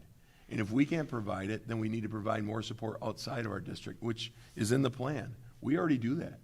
We got that approved last year by the board. And we have outside opportunities to provide that support. We must continue that. That can't go away because we can't provide all the necessary supports for some of our kids. They need more than what a school district can provide. Virtual meetings, why won't we continue some of them? Don't have to do them all the time. We've been meeting a lot as administrative teams in there, but at one point in time we had a lot of virtual meetings, but I'll tell you what, if an administrator can't get to a meeting, by all means, attend it virtual. What's the difference? I don't have a problem with it. I think the same should be said for a lot of other meetings that we do in our district. And the principals and teachers have gone on and on about other things too, but one big one I will say, the use of outdoor classroom space. The use of outdoor classroom space, right? That we know we got to take that to another level, but that was a great way of taking it to another level this year. Unintentional, right, through the pandemic, like, let's get them outside. But we found out a lot about it, and we all always thought it was the right thing to do, but we always had kind of maybe a time, an excuse of not being able to do it because it's just a lot, right? Well, we got forced, and that force has taught us a lot, and we know we kind of want to stay outside for a lot. So let's continue to stay outside. Some of the things we got to really work at now in next year is maintaining some of the things we did this year. Maintain that. And that's where I say, I don't want that terminology of go back to normal. If you are a person getting your kids outside for the classroom a lot this year, don't go back to not getting them outside. Do the new normal. Do the new normal. It's really important, and we've got to stay on that. Andy knows that he's done a great job with all this, along with all the building levels, but the antimicrobial spraying and all that, we're not getting rid of that. Why would we? We're going to continue with that. We're going to invest in that and continue to do those necessary sanitizing and disinfecting that we have to, especially if we're going to remove layers of mitigations. If we're going to remove physical distancing, if we're not going to have, obviously, optional face coverings, which we've already elected, right? If we're going to continue to remove these layers, then why won't we continue with the disinfecting and sanitizing and those things, especially things that people don't even know we do, right, that don't affect them, but yet are going to help them. That's all the best. That's great mitigation that we're, kind of like what we've said with the bipolar ionization. A lot of people probably didn't even know we did it, even though we stressed it all the time. Huge component, I think, in our mitigation measures, but not a lot of people probably know about it, but it's contributing. It's helping all the HVAC that we've done. So those type of things, and all those type of things, I didn't even get into the learning, right? We've done, I think this, the pandemic has shifted a little bit of assessment practices. And interesting, some of those shifts have been good shifts that are in our policies about what we wanted to do for personalizations and assessments. Now, don't get me wrong at all.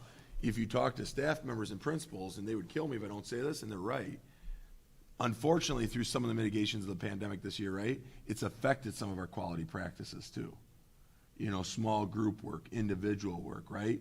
I mean, just teachers being able to really maneuver around a classroom and all of those things. We've unfortunately have not been able to do some quality practices. Student movement's huge that we push all the time. Well, we couldn't do as much student movement. We kind of had to control it a little bit more this year, right? We want to get back to that. But, so don't get me wrong when I tell you, like, there's been a lot learned and some good stuff. There's also been some things that we can't wait to remove and get back to allowing us to do some other quality pedagogical practices that we've been pushing for the last few years that we had to stop going into this year. So those are just some of the things that I just wanted to talk to you about. So let's get on with the instructional delivery model for next year. We look at it as three-thing opportunity, I guess I would say, 3 platforms. The first platform is our in-person instruction, which we continue to offer, and we do believe, we're not going to state any other way, we believe it's the best way of providing the learning. It's no insult to RVA, it's no insult to the virtual learning live streaming, but we really want to encourage families about the in-person instruction. Now, when I say that, I'm going to jump right over to the virtual learning and live streaming because I want to take away like a huge anxiety, probably going, oh my gosh, Himmler didn't listen. He's offering the live streaming and all that flexibility he offered this year. Did he not hear us? Like, it was impossible to manage. I did hear you. And your principals heard you and many other people, and I mean that. And please know we are shifting some things. We're changing some things. And I want parents to know this. So what the teachers pulled off this year by providing all that flexibility in live streaming, I somehow don't know how they did it. But yet we said we were going to do it. And so it was like, almost like, okay, we're going to step up to the plate and do it, and they did it. But let me tell you what, I mean, we provided so much flexibility of people going in and out of virtual and in person, day to day. At the high school, it was class period to class period. We provided that. And I know a lot of families loved it. It was very hard on the staff. That managing is unbelievable. And that's not staff saying we can't do something hard. It's just staff saying, okay, we did it for a year, but I don't know if we can keep managing it. And there are, let's be honest, sometimes where we go, are we really getting the most out of that process? Because people are taking advantage of it too in certain ways, sometimes. And we've got to be cautious of that because it's still about learning, and it's not about school, it's about learning. But it's really important that we're still understanding the importance sometimes of being in school to learn, right? So, and sometimes I think we got disconnected on that this year unintentionally, right? So that flexibility was great, but sometimes flexibility can be too much flexibility, right? So that virtual learning live streaming, what's the changes we're going to make for next year that we're recommending to the board? That it would be available still for K through 12, but it's available for students who have been quarantined. And don't jump the gun. Let us get to quarantine and what that means. Because if you're like, oh my God, they're going to continue 14 days on, we're going to get to all that. All right, everybody, take a deep breath. But for students who have been quarantined or have a long-term or chronic health issue, and documentation would be required for that. If you have a long-term or health issue, we would want documentation that it's not just I have one. But we're saying so the flexibility of just it randomly being available, no, not for next year. That it's there, we've invested in it, let's use it. We've spent a lot of time on practices and live streaming technology equipment, but only for those that have to do it, from the quarantine or the health issues. Now, off of that, we do recognize that some people really think that they want live streaming, that they don't want RVA, but they want live streaming. And I don't know how else to say it, but to say, I do get concerned if we fully don't offer it except for quarantining and health, that maybe some families we lose in our district at this time because they go, you had it, you offered it this year, my child really enjoyed it, but now you're only going to offer it if it's related to quarantining and health. And that's not my child. My child just wants to do it and wants to be in it full time. Well, all right, we can address that. We're trying. We're going to try. And that addressing would be, we'll allow a child in grades 3 through 12 to attend live streaming, but they have to attend it full day and for the full trimester. So you got to make a decision as a family and a student. how much do you want to do the live streaming? And if you do, you don't get to go in and out anymore, day to day, week to week. You don't get to go by class period at the high school. You're saying, I'm going to make a commitment for the whole trimester for the full day. And then at the end of the trimester, if you elect to go, it's not working, I want my child to come back. The child says, I want to come back, absolutely come back. Come back, but you got to make a commitment. We're not allowing this unbelievable flexibility anymore. There's beginning points and ending points. So that's one of our recommendations. And you might say, why 3rd through 12th? We had a lot of dialogue and discussion on this. It really comes down to, and if Lindsay wants to chime in, and Mark, we looked at it and said age level has to be looked at from a developmental lens in that independency. So that's where we went from a standpoint. We said we're going to go with 3rd through 12th on that level. We obviously will still assist and work for somebody who needs it at K2 if there was to be a quarantining or a chronic illness, but we're saying we don't want to go for that full trimester from a pre-K through 2 level. The other thing we wanted to point out is it's still going to continue to be, even if somebody were to elect to do the trimester, right? They have to be really cognizant, especially when you get in the middle school, high school levels, of which classes you're choosing. Because not every class can be done live streaming. There's just some classes, and we had that this year, we put it right in our reentry and they all knew it. There's some classes that are offered that kids had to make a choice. If you're gonna do live streaming, you can't be in that class because it just can't be offered live streaming. It's a all hands on class.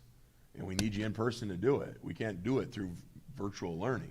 So there, we'll continue to make sure that, as Kent said, like people will work directly with kids when they're selecting, because they're gonna have to know that up front before they think they're fully committed. And then finally, we got this feedback and we appreciate it, and that was, if somebody selects to stay virtual for that full trimester, right? And maybe even if somebody had to be in it for a longer time because of illness, we want to provide, and we have that characteristics of a successful virtual learner. And we have basically 6 to 8 key characteristics of what it means. If you're a virtual learner, you've got to have these traits and skills to probably have success. And so use this to navigate, are you really going to have success before you elect to go full-time virtual? Is it for convenience, or is it really about your learning that you're choosing this? And so we're trying to help them to make the appropriate choice based on that. Let's go back to RVA. So off of that, then what's RVA? We already know what RVA is, right? The Rural Virtual Academy. And we're saying that, look, this is for truly the child and family that says, I have no interest in in-person at all, never have. I want complete, full virtual, and I don't need to have a staff member from East Troy doing the live streaming. Like, I'm fine with a full virtual instructor from another location. I'm totally fine with that. And if they want that complete flexibility, which we describe here in the Rural Virtual Academy for those learners, then we're saying, obviously, it's provided. And if you were to approve of this tonight, we'll get an immediate letter out tomorrow for families to know more about RVA and letting us know they have a very short window for letting us know, do they want to apply for RVA and then determine whether or not they're accepted into that program. And that's a full year commitment, RVA. That's not a trimester thing. That's outside. So, Amy, am I missing anything in RVA? It will be important to recognize with RVA, they don't live stream their courses until 3rd grade. So a 4K through 2nd grade student could opt to do RVA. They provide the curriculum, but they require what's called a home mentor, which is like a parent, right, or guardian needs to be there to work through that. So it's really kind of similar to the developmental level that Chris described with us starting in 3rd grade. It's just really kind of based on developmental appropriateness. But I think parents need to understand that there will not be live courses until 3rd grade. Does RVA and virtual learning, do they provide the same amount of dollars per student to the district, or is there some discount that they get, or how does that work? For the live streaming, for our live streaming deal, they are our students, like they're directly, right? So they're our pupil. They've just elected to do some of their coursework at home. Now it would be full day trimester at home. So The they- the RVA, I'll let Kathy speak to, that's different in regards to it. The first column and the third column, the in-person instruction and the live streaming, we count the student, we get the per pupil revenue dollar amount, and away we go. The middle one, the RVA, we count the student, but then we have to turn around and pay RVA, and it's very similar to how much we'd pay for an open enrolled out student, approximately $7,000. So there's a little bit of savings per kid, but it's a big chunk out with the RVA still. So why would we offer RVA? What's the advantage? Yeah, the only advantage really, and we've talked about this, is that they stay connected to our school. Like, we've helped them choose a virtual learning option without them choosing, for example, I'm searching for the name of a different virtual school that is fully open and rolled Those are out. Elkhorn options. Yeah, Elkhorn Options, Yeah, McFarland, right. So, McFarland, Appleton, Elkhorn are some of the primary ones where we lose students to virtual programs already. And we get 0 for that since we're already losing them to those programs. So we're kind of hoping, I'm not saying we for sure will on this, right? But we're kind of hoping if somebody's entertaining and they were going to leave our district and we didn't know it, that this is an opportunity, especially through virtual, that they would consider, they provided an opportunity now. And as Kathy said, we count them more like an open enrollment student. So we're not receiving a huge amount of revenue, but at least we're not losing the student any longer. And there is something still said. The other thing is, we may just receive, and we already had a few people already inquire whether or not they take advantage of it, and that is they wanted to know, are we going to provide RVA for next year? These are students who already are going outside our district to either eAchieve, Elkhorn Options, Wisconsin Academy, all these things. They already are going to those. So if these parents are actually going, we'd be interested in doing RVA now, then they would be our students from that standpoint. Yes, we'd have to pay RVA, but right now, they're not our students and they're going out to these other So what does rural that mean that virtuals. they're our students? What advantage money-wise do we have when you say they're our students? $3,000 we keep, Yeah, right? it's hard to put an exact dollar amount on it because there's a whole sliding scale depending upon how many kids go. So you could break even, for example. It could be no different than open enrollment. The more kids you have in RVA, the little bit cheaper it gets, to the point where you could be saving like $1,000 per kid. And if they are RVA enrolled and they are technically a part of our school district, am I right to think that then they can participate in extracurriculars Yes. here in our district? Yes, so And they that's what's- stay Anna, that's a connected. great point, because I think that's what's somewhat attractive to people right now that are attending virtual, not through something we're offering, right? Because they know if they can attend RVA, they can be like attending our extracurriculars. And they can be in our extracurriculars, and they can't right now if they're attending McFarland's virtual. Right. So there are some clear differences Yeah. for families to consider. You bet. Gives East Troy a viable option to keep these kids here Yeah. as much as possible, even though it does cost us, but gives us the option.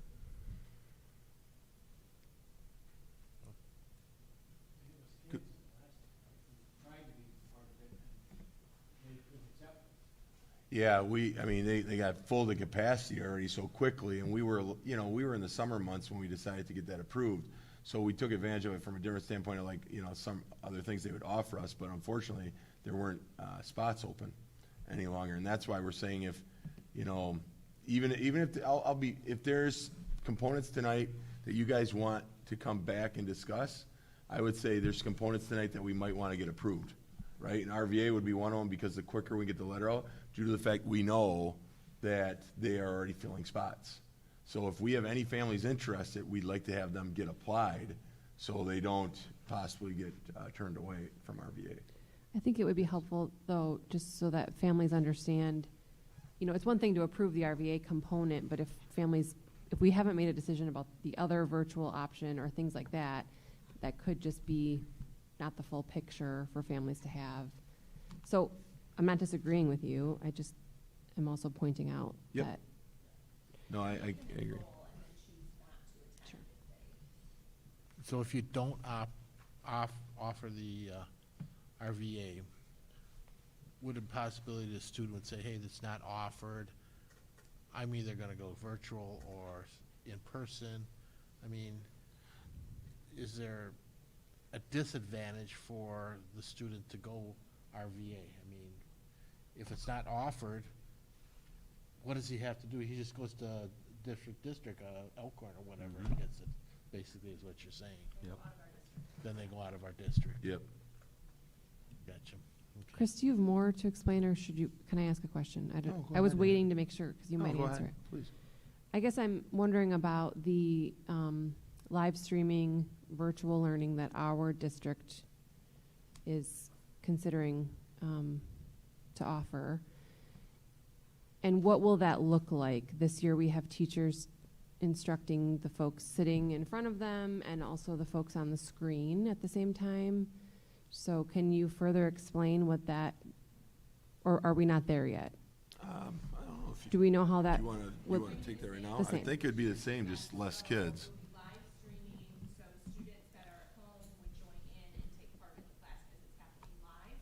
I think we have said this from the beginning, but this perhaps, our teachers are dedicated individuals, and so I think they felt the need to keep those kids on the whole time. I think the key with live streaming is, right, they need to be there, and this is something that people will have to understand as they're selecting what will be right for their family, but kids will need to be there for direct instruction, whole group instruction around grade level standards. However, there could potentially be time where they leave to do their independent work.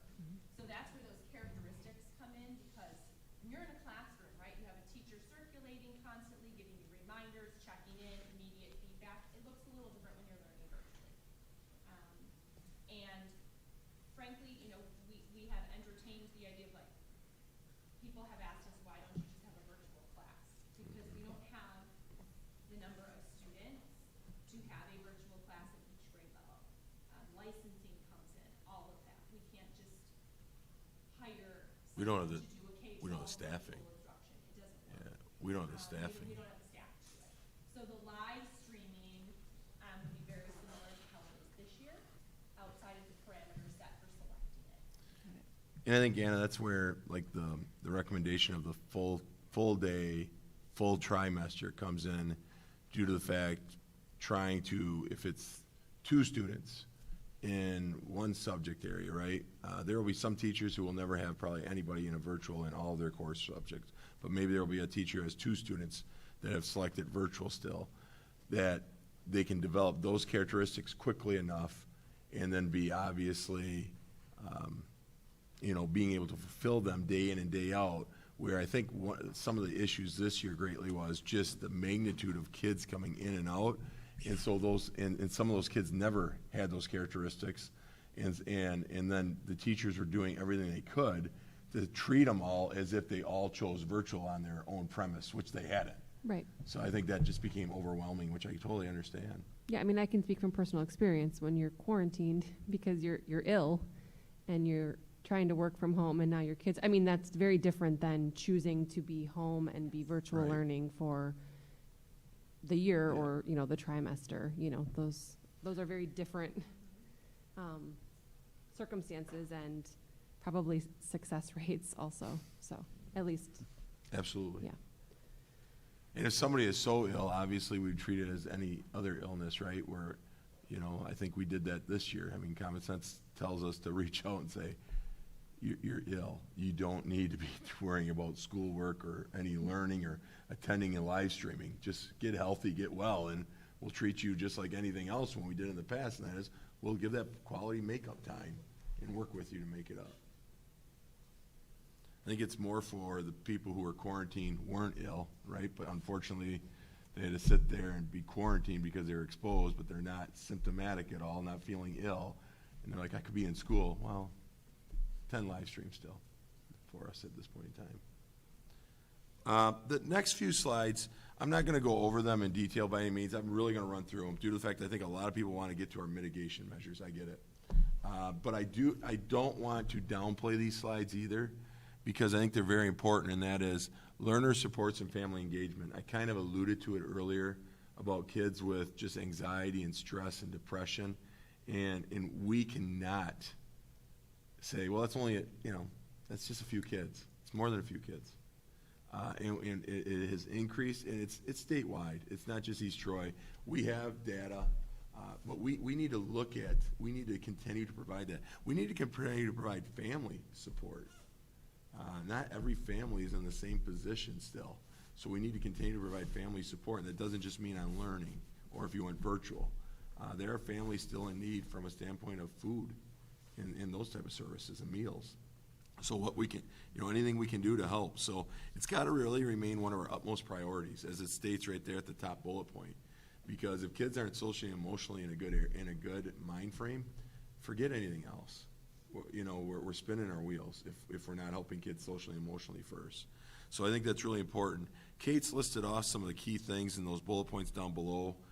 The increased mental health supports, the connection with learners, EMLSS, if you're wondering what that is, no quiz tonight, but equitable multi-level system of support, which is kind of, everything that we're doing to support one another's family support, specialized learning plans, all of these things. And they all are foundations to support all of our kids. It's not a specific group.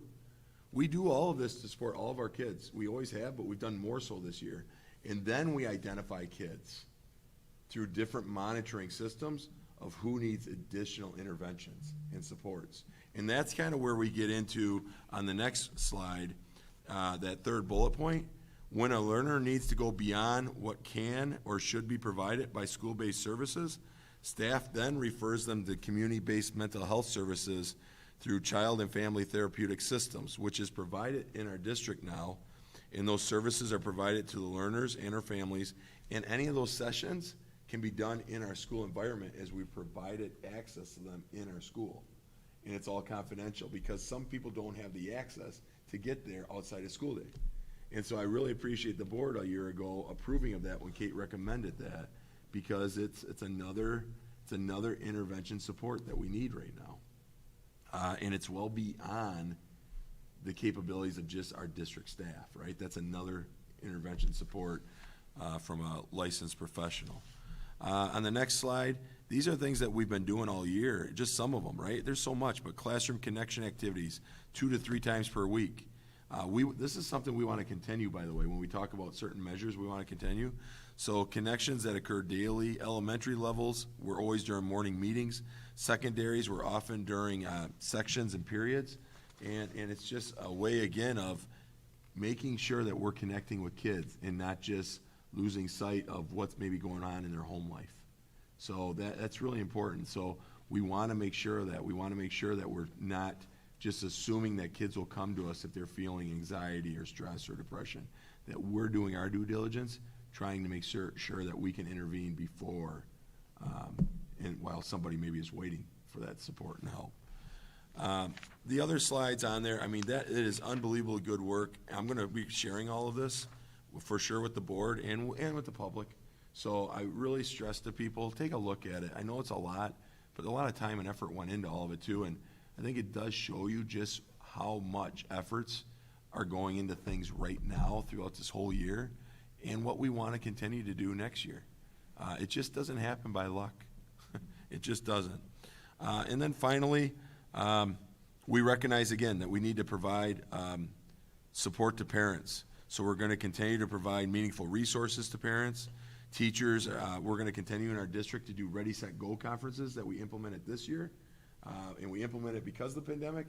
We said it was a huge success. We're going to continue to do those Ready, Set, Go conferences at the beginning of every school year now, because we think it's a great way. And available for people to do if they want via Zoom, via Google Meet if they want. I think a lot of people take advantage of the in-person, but I think more people need to take advantage of the in-person maybe this coming August. But again, either way, it doesn't matter to us. It's an early way of drawing a connection, a relationship, and honestly, could be already a support and intervention.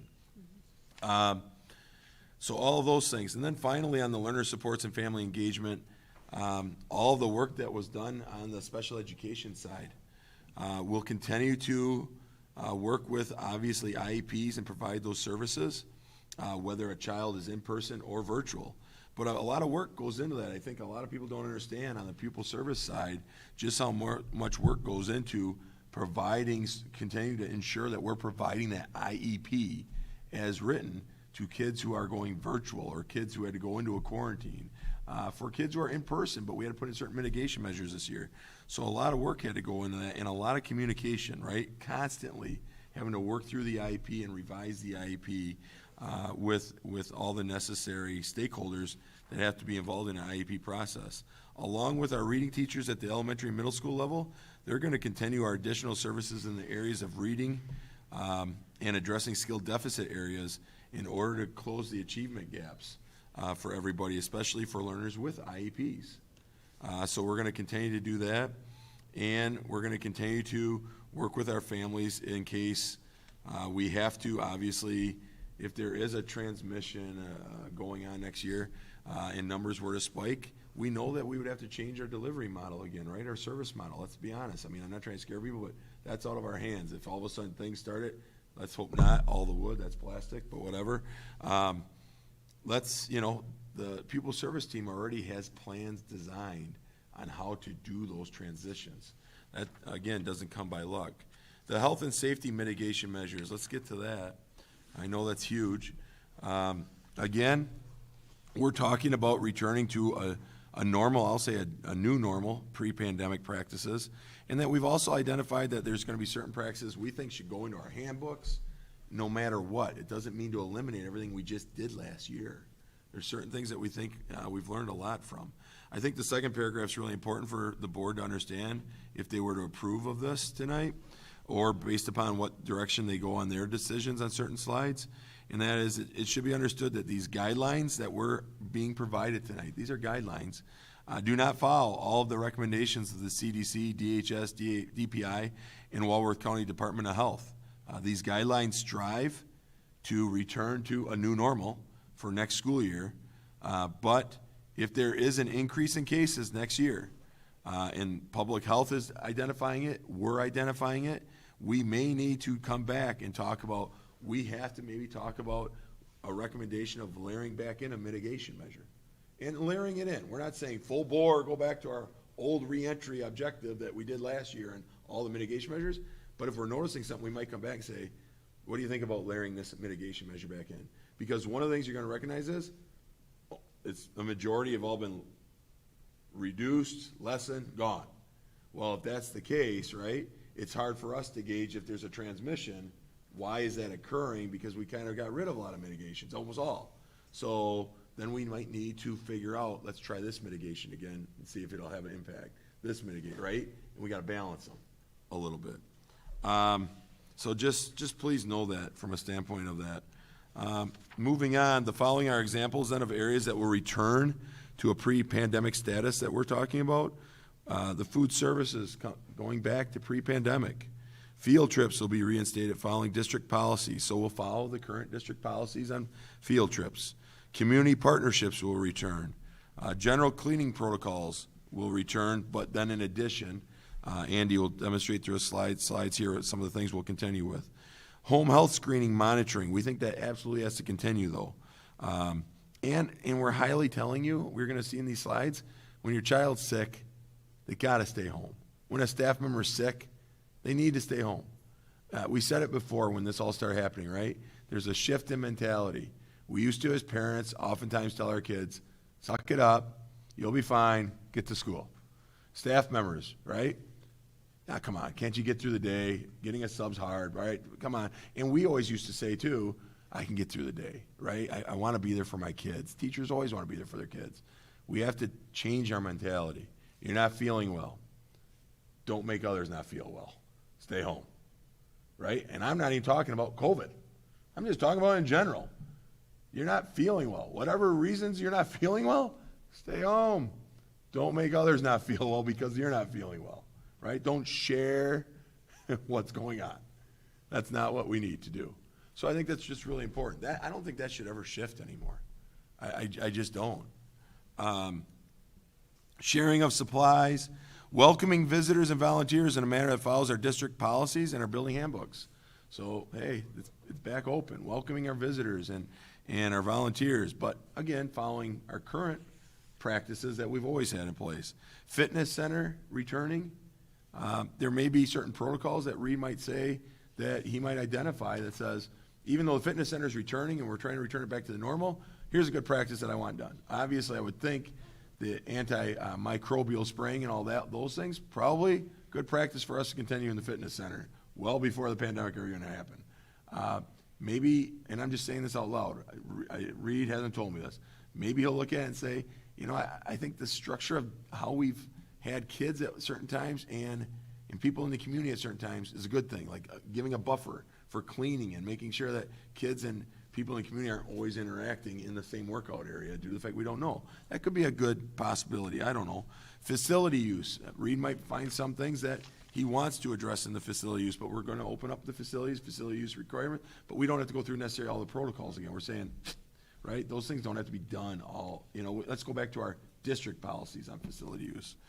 The HVAC, we're going to continue with everything, continuing with our bipolar ionization system that we already implemented, obviously, right? Continue with HVA maintenance, which we always have done. Changing filters one time a week prior to the start of the school. Continue with quarterly filter changes as permanent practice. Maintain a 40 to 60% relative humidity. Return HVAC to normal operating schedules 1 week prior to start of school. And increasing the scheduled run times before and after occupied times for our HVAC. Hand hygiene and water fountains. Frequent hand hygiene will be encouraged and supported, as always has been, but let's take it to another level like we did this year. Additional hand sanitizer dispensers will remain available in all common areas, since the common areas are going to be well open, such as like the food service area, and in all classrooms without hand washing stations. Water fountains will be turned on with hand sanitizers available at each station. Additional bottle fillers were added to the district to allow increased opportunity for students to refill water containers. And we're going to encourage our students to bring personal containers, again, as always, to refill at the school. We recognize the low levels of surface transmission. We recognize that. I mean, it's been quite denoted throughout this year on it that it's a low level of transmission through surfaces. So we're taking that into account while we're making these guidelines, and for you guys to consider whether or not do you accept these guidelines. Cleaning, custodial staff will continue all the daily cleaning processes, and the antimicrobial sprayings will continue on all surfaces when students are exhibiting COVID-like symptoms upon request of the school nurse, of Janet. Face coverings, per what the board's decision was at the May 27th board meeting, we recommend the same, and that is we recommend that face coverings continue to just remain optional for next school year, for the 21-22 school year. They just remain optional. Health screenings, we believe families should continue to perform our daily home screenings, and that to assist us, you know, and communicate with us. We ask for your communication, your honesty for that, right? It's the only way that we can help to make sure that we continue to always move forward. We're opening things through our guidelines. We're providing a new normal, a lot more new normal than what we've experienced this past year, but we need to continue to still be very cognizant and responsible. The COVID-19 testing, there's 3 types. We just bring this up due to the fact we kind of reference it back later, so we thought you needed to know a little bit of the definitions. The big one is the molecular, which is often referred to as the PCR test. This is the most accurate test, as we know, right? The antigen is the rapid test often, which is the screening test, lower sensitivity, less accurate. What I've understood about this year from the rapid testing is, you know, if somebody goes to the rapid test, sometimes they're often going with a symptom, right? But if they test positive at the rapid test and they're experiencing some of those key symptoms, I've already known through some of my family that then they are being told, look, we're treating you as positive. You came here with these key core symptoms, you got the rapid test positive, you don't need to go do the PCR test. But if somebody does the rapid test and they're not experiencing some of those key core symptoms, or they are experiencing those but it comes back negative, they say go get that PCR test. Like, we want to confirm. The PCR test is more accurate. So just so you understand that, obviously the antibody one has nothing to do in identifying active cases, right? So we bring that up due to the fact there's recommendations of encouragement in our slides of families, dependent upon if you're being symptomatic and all that, but it's recommended. It's highly encouraged, but not required. Isolation. Again, if somebody is infected with the virus, right, you've tested positive, we're saying that you follow the isolation protocols. We're not disregarding that is our guidance. And that is, we're saying you have tested positive for COVID. So follow the guidance, and that is 10 days since either the symptoms first appeared and or you tested positive, whichever one came first, and making sure you're following the necessary counting correctly of those 10 days, right? That the date of the symptoms does not count as day 1, that's day 0. All right, so the next day, or the date of the test, if that was first, that's day 0, count the next day is day 1, and then following your 10 days. We're saying if you've been confirmed that you have the virus. Contact tracing, due to relaxed mitigation measures, and we recognize that, right? I think you're starting to probably get the idea that the mitigation measures are being greatly relaxed in these guidelines. Due to the fact of these relaxed mitigation measures, we recognize that formal contact tracing in school is really difficult, right? I don't know how else to say it. And that was pointed out to us when we were talking in our administrative team meeting, is we were going back and forth on trying to navigate it all. Somebody brought it up. I won't put the person on the spot, but it was a great point. They're like, well, we're not going to do the physical distancing. And that's a key part of the definition of close contact, right? 6 feet or less for more than 15 minutes. And then we're allowing close contact to happen, meaning contact to happen everywhere, like it's open out at recess and everything else. Well, that's the direct contact now gone, right? That their point was, Chris, how do you do close contact tracing? Right? It almost becomes utterly difficult. And if we know it's that difficult because of our reduced mitigations, then how are we going to quarantine people when it's like that, right? I mean, you're quarantining people, but yet you allowed all this, right? How do you do that? So that's a really good point. And so what we said is, look, with the relaxed mitigation measures, if we're notified of a student's positive test, so we're notified, a parent calls us up, we ask for your honesty, as we've gotten this year. They call us up and they say, my child's tested positive. Okay, your child's going to be in isolation, right? So we'll work that through. What's those 10 days look like because they're positive? We believe we still need to do that, absolutely. But now, what about everybody they've been maybe in close contact with? Well, you know what? We'll have the discussion with the student, right? We'll have that. One of our principals probably will call them up. Janet will call them up. Tricia will call them up, and they'll do their protocols they've done this year, asking key questions to try to see if we can identify who else is a close contact to the child who's positive. That being said, we recognize this. We could get kids who go, I've been around 1 million people. I can't even begin to tell you who it is because everything's been relaxed, right? Not only in schools starting to, but elsewhere. Okay. I mean, it's fair. I mean, it's not being dishonest. We just can't identify anybody. There's really nobody to notify, right? There is nobody. We just work with the parents of the child who is positive. That's it. If the child says, I really have been with these 2 people all the time. All the time. Like I've had a lot of direct contact with this person in particular, right? So then what we'll do is we will notify that family that they have been identified, just like we would this year, as a close contact to somebody who is tested positive. And all we're doing is notifying them. We're notifying them. And you'll see that in the next slide. So we're notifying them. Notice I didn't say they're quarantined. This is where you're going to have to make some decisions. You're going to have to decide, do you want to go that route? Do you want to go the 14 days for even those close contacts? Do you want to go 7 days? Or do you want to go no days? That's where we've gone back and forth all around, and we're going to provide all those different options to you guys to have dialogue and discussion tonight. All right? So I'll get to that slide, and the next slide will probably help to answer that. Is everybody kind of following me on what I just said there? Mm-hmm. Okay, thank you. So then we go to the quarantine options.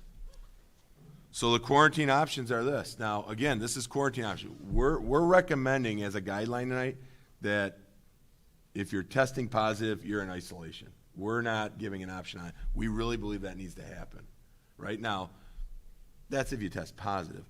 This is, again, due to close contact. And we just told you our mitigation measures are less, so we recognize we don't know if our list will be this or if our list will be nothing when we do those, right? But when we do that, and if we identify some kids that are close contact, what do we want to do with quarantine? And here's the options. Continue to do the 14-day quarantine. That is what we have done this year, all year. We recognize that. And we recognize districts are moving away from that. And they have the last few months. Some have gone to the option 2 or option 3. But 14-day quarantine, it is deemed the safest option still due to the incubation period of the virus. So that's one thing to consider. So that's 1. 2, if exposed person remains asymptomatic, they may return after 10 days. So does a person who's a close contact, so it's basically saying we're not going to do 14 days, we're going to do 10 days as long as you don't develop symptoms. 3, if an exposed person remains asymptomatic, they may return after 7 days if a negative PCR test is completed on day 6 or 7. So that's one of the things that some districts started to go to later this spring was they went down to 7 days, but they want the PCR test.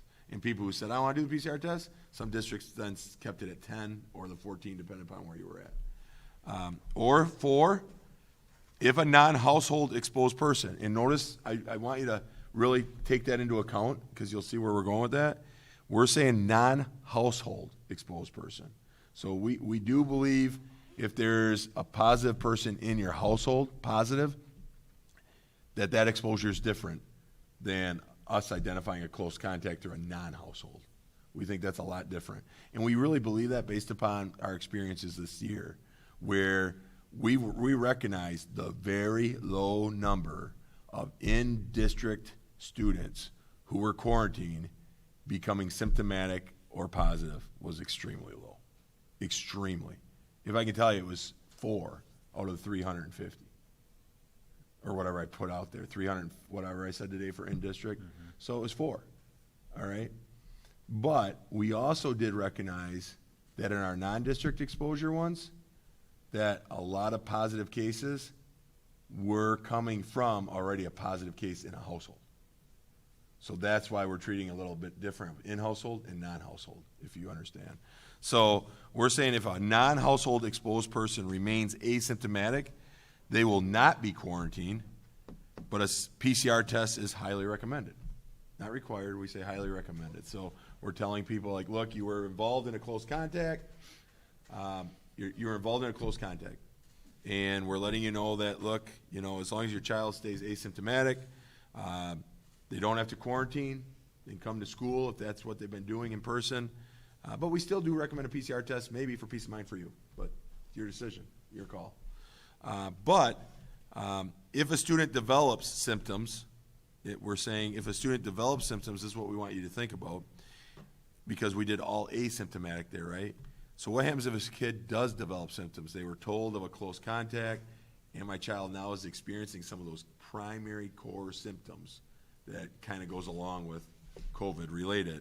If they develop those, we're saying they must stay home, and a student may return to school when the following is met. And this kind of, again, we're not recommending, we're putting these as options. A negative PCR test result, or symptom-free for 48 hours without medication at all, or with the doctor's note that tells us that it's another illness and we need to follow their recommendations for return.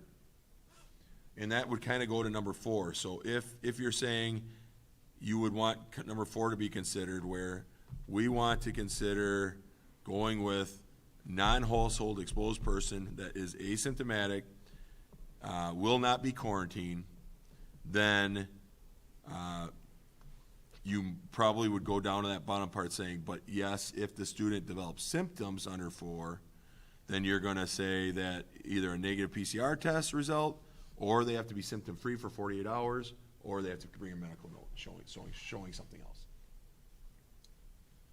Is that everybody with me still on that a little bit?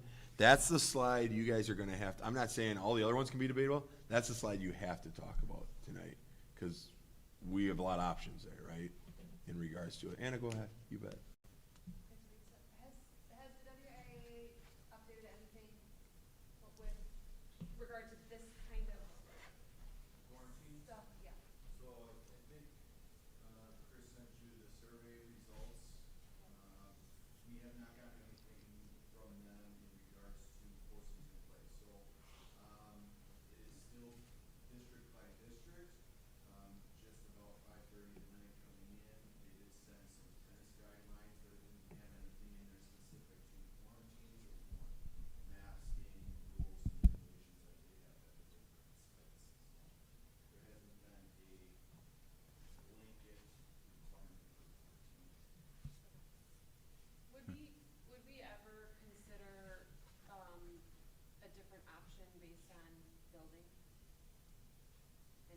that would be a discussion for you guys to have tonight. I mean, Yeah. I guess, and also, was that considered at all as you all were putting these plans together? Lindsay, you want to talk on it at all? I mean, I mean, we certainly talked about it for other things. yeah. Instructional activities. I don't know as a group if we really have talked about, doing something different for different buildings. But, I don't know. I mean, I see a little bit, Anna, maybe it's not what you're thinking, but, so I apologize if I'm going the wrong way, but like when vaccinations are available for different age groups, right? And that from a 12 to 17-year-olds, they've been available. From the, obviously primary to 12-year-olds, I've heard anywhere from the fall to the winter months, it will become available. Jan, am I right on that, kind of in that time frame, that it's that broad? So, I mean, there could be those discussions. I think we kind of looked at it from a standpoint of, we were looking at it from a standpoint of consistency district-wide and implementation.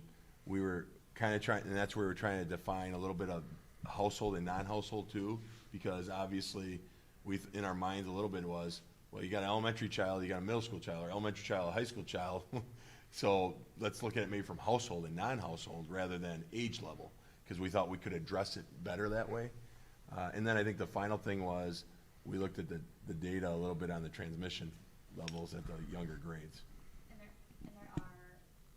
is guidance still out there for if you've been vaccinated or if you've had a confirmed case of COVID in the last 3 months, you don't fall into the need to quarantine guidance regardless. You just have to continue to monitor for symptoms, and if you get sick, then you're advised to, follow those.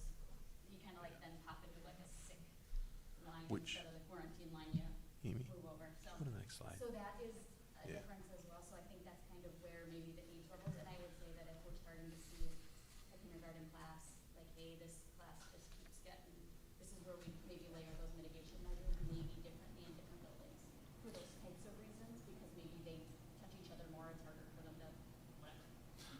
So that kind of goes, On each other. that kind of goes to that slide a little bit. So we already alluded to it, but it's so the quarantining within the household, right? Different than the non-household contact. And we talk about it there a little bit. So if there's somebody positive in your household, like it's a positive. Now we're saying, look, we're requiring quarantine for 10 days. We didn't go to the 14, but we are saying the 10 days quarantine. We're saying treat it the same way as the time of the isolation of the individual. So it's the same timeline as the individual. So whenever their 10 days began, you're in that same household, your 10 days are the same until that 10 days has expired on the quarantining. That way, in case symptoms were to develop.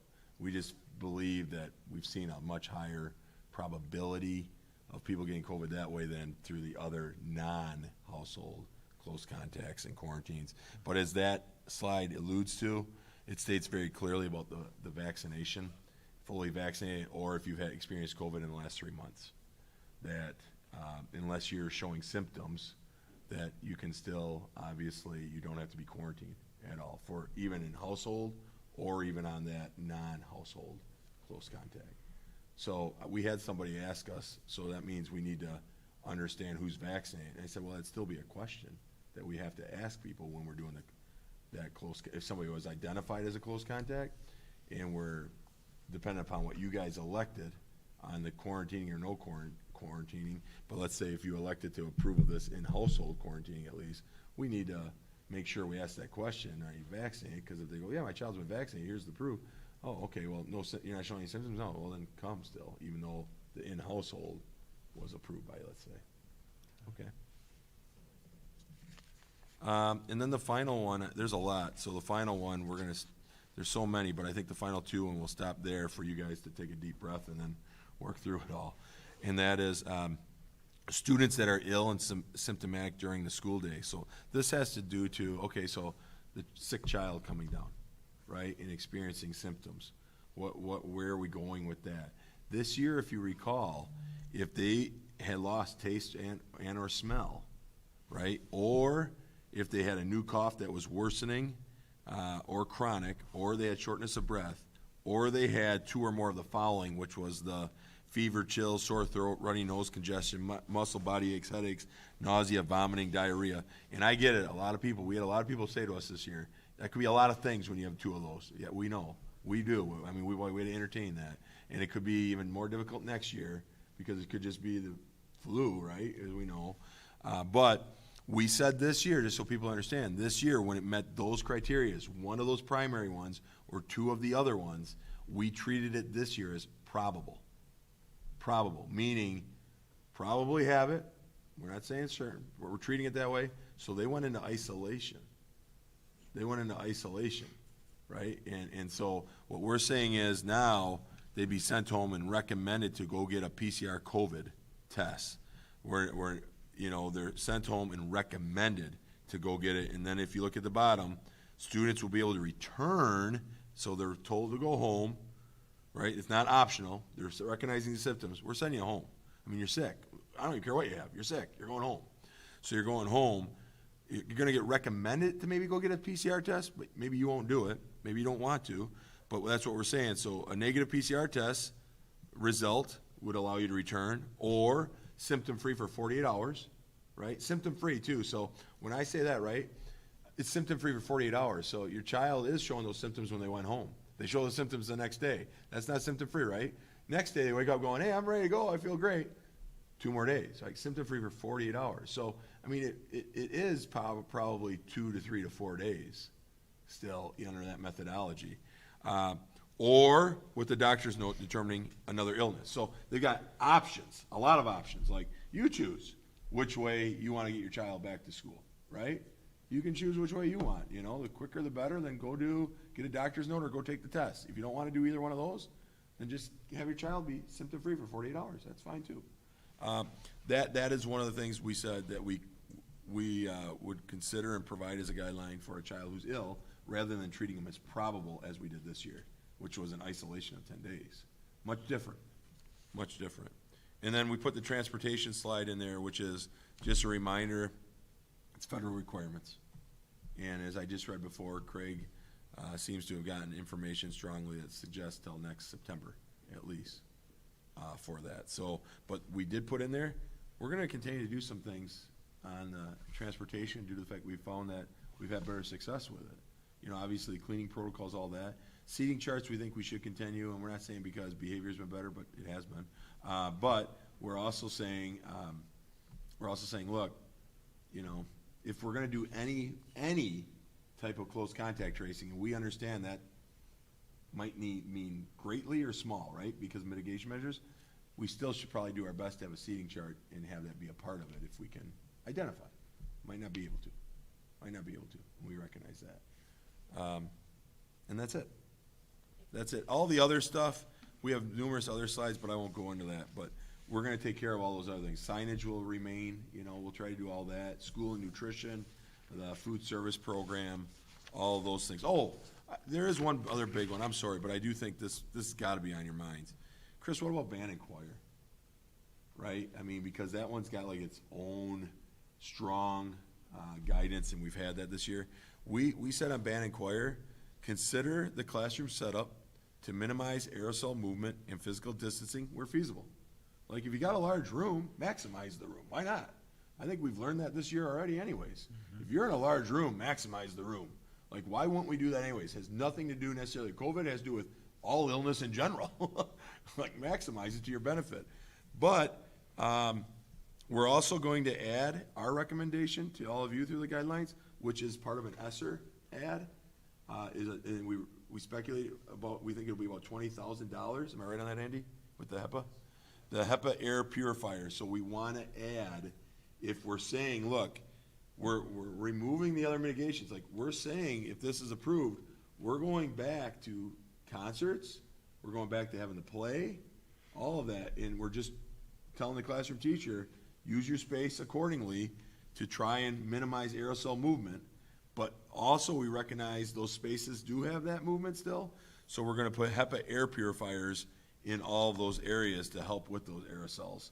So we'd like to use up to $20,000 of Esser funding to get those, which we already have in our health rooms. And we think that will assist us to that recommendation. Okay. So the other stuff reads here for athletics, as Anna already asked him. one of the big things out of that, a lot is out of our control from a standpoint, we're gonna follow WIA. And if it's a recommendation, then we don't have to follow it, but, we got to decipher recommendation or requirement. And then I think I will say it, I think the big challenge will be, after all the districts get through all their reentry plans for next year, which who knows when all of that will be this summer, we're trying to do it earlier rather than later, will be Reed and I sitting down and talking to superintendents and athletic directors of all the other Rock Valley Conference and seeing what they want to have as their measures for next year and what we're saying are our measures. And obviously our measures are gonna align to whatever is approved from a school district measure, right? And we'll apply those to the athletic arena and obviously, WIA, right, would supersede that, but I think it'll all probably align, but will the other Rock Valleys be there?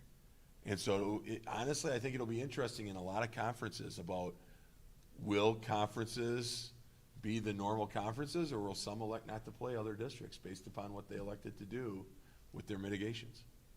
That's an unknown. We'll have to work through that. So, that's it. Sorry for talking so long, but it's a lot. It's just a lot. right. So I don't know where you want to take it, Ted. My kind of thought would be, unless you have huge concerns about something that was presented before, the quarantining options, I really think the quarantining option's a big one. At least from my standpoint, I think this makes a lot of sense where we're at right now, your recommendations. Might change again in 3 months. We don't know exactly where it's gonna go. But at this point in time, I think I like your recommendations, and I would probably go with your number 4 on the quarantining, at least at this point. One other point before we get to the quarantine, I wasn't sure about whether we would keep virtual live streaming as an option or not, frankly. So I don't know if there's anything to discuss there, but it's just, the other kind of big big point, I think, among the rest of the work, to keep that option there. I can see the point of keeping some flexibility for kids and parents, but with some strict guidelines to it. At this point, it makes sense. Mm-hmm. I mean, I understand from the teacher's standpoint, it's very difficult to do, but I think we're still in that kind of in-between phase, not sure exactly where things are gonna go. I think we all kind of have a good idea how things are gonna end up, that this will be pretty much over with quickly, but we don't know for sure. Yeah, I agree with you. I think it's getting over quickly, and it seems like number 4 is a less burdensome option for the teachers and for the parents and everybody else. Mm-hmm.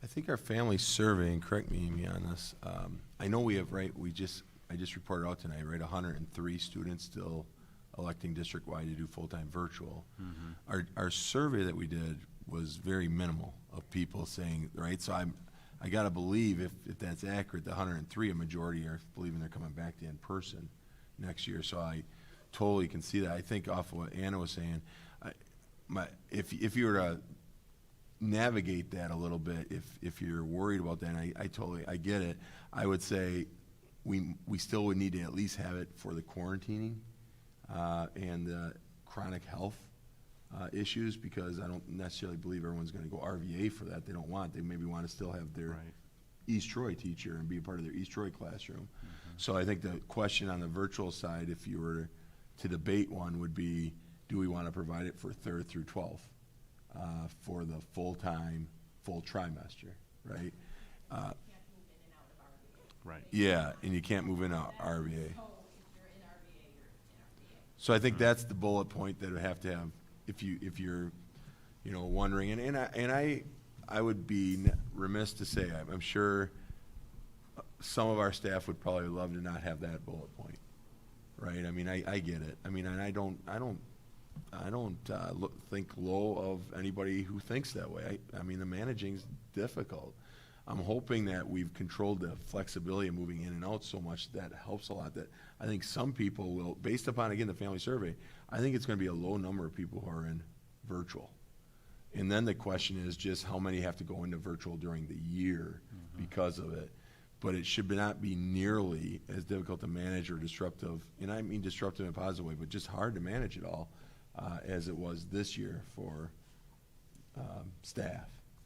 And, you know, I guess the way I look at that slide and so many of these, we talk about as administrative team and supervisors all the time, it's a version 2.0.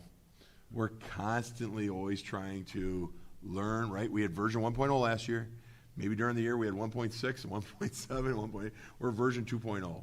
We think it's better than the version of last year, but we know it's not perfect, and we'll figure something more out and come with a version 2.5 during the year, and next year a version 3.0. I would hate to lose some kids, and I don't know if that would be the case or not, but I would, and they know that I've said that. I would hate to lose some kids where families elect to go, they got rid of live streaming and we really want it, but I don't want RVA. So I'm going to choose to go open enroll to somewhere else. I would hate to do that with the not knowing. And I still look and go, I still see 103, right? No matter what, I see 103 right now.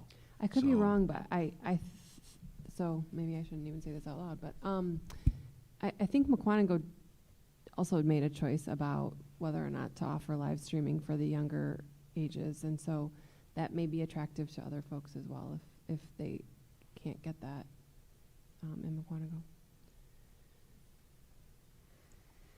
Hey, Janet, the cost for the PCR test and the availability of that test. So it's a lot more available now, and it's also a lot quicker than it was. Originally, some people were waiting like 10 to 11, like their isolation time was over before they got the result, which was awful. But that's not really the case anymore. A lot of places are saying that you'll have it by midnight that night. The cost, my understanding is, if you're doing it for like travel and you need like documentation or something, there's a cost, a fee. My understanding is it's covered by your insurance. If you have insurance, it's like through the government, and your insurance shouldn't be a charge to you.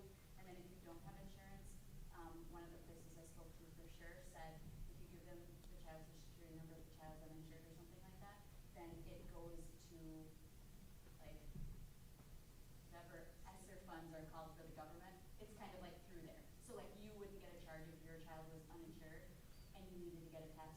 Again, not if you're going for travel and you're requiring certain sorts of documentation, but for other things, it's available. My understanding it is still free.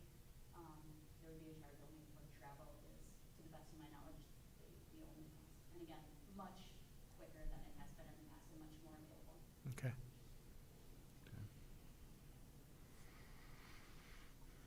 All right. So you need approval tonight of the plan as is, or? Yeah, approval of plan as is, and if off of that, right, our approval would have to be with you guys deciding on quarantine option slide too, because that's not as presented. There's a lot of options in there. And then I think if you were to approve the quarantine option slide, you guys could come to an agreement on that slide for approval, and then approving of the rest, unless there's, you know, again, just disapproval and needing more information. That's what we would need. Okay. For me, I'm okay with everything that you said, and the rest of the plan sounds solid plan to me. I think number 4 for me is the best option for quarantine. It seems like it's less burdensome for everybody concerned. That's just my opinion. Sure. I'm still asking questions before this slide. When do families need to make a decision about which direction? I'm assuming RVA has their own deadlines, but then for our live streaming option to lock in for first trimester, do we know that yet? So RVA, I can speak to RVA, so we really haven't talked about our own deadline, but we can. RVA, they're gonna wanna get that in the next couple weeks. So they open up, they give preference to current students and siblings of current students.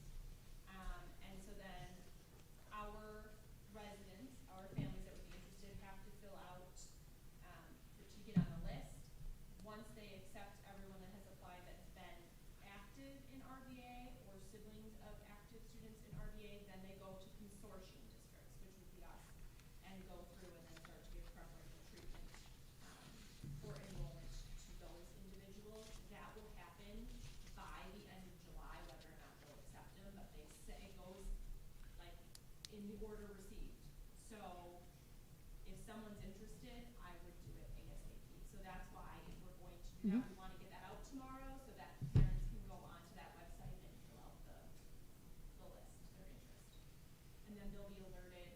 because they may have openings at some grade levels, but not others. The live streaming, are you thinking middle of July type thing, or what? I actually, I kind of would like to, we have not had that discussion at all, Steve, right? Because we wanted to get through tonight and see where everything went. But I turn that over a little bit to the principals, and I won't hold you to it, but I would love to hear what the principals, because they have to do all the scheduling, you know, class assignments, scheduling, everything else. So what would be a time frame for you guys to know that you would prefer to know in regards to virtual or in person? My initial thought is it would make sense to include that in the online registration process. Mm-hmm. Which begins when? Yeah. Yeah, no, that's your perspective, and that's fine, Linz. I mean, you know, we always say that in our administrative meetings. That's your perspective, Linz. Now moving on. No, but and that's a good perspective. It might be different at middle school and high school. So, I mean, Mark, Stacy, Kent, what do you guys think from your perspective? My initial reaction was by early registration period, you know, that early August. I think that would give us enough time to potentially also balance out. Early August to know. Mhm. Early August to know. High numbers of Yeah. individuals selected in certain programs. And you guys are saying early August to know, not to provide. Right? Yeah. That's what I just want to make sure of what we're agreeing on here. And Stacy and Kent, does it change in your world to high school for that? I can think of is as the year progresses. So August, I think, works well for the start of the year, but then if it's by trimester, we'll have to come up with timelines for those as well. Maybe that 6-week check mid-tri. Okay. Any other questions, or anybody like to make a motion? I'll make a motion that we approve the quarantine number 4, and that everything else that's been presented to us is approved. I'll second that. All right, discussion, questions? I just want to be reminded where the explanation is for a household exposed. Thank you.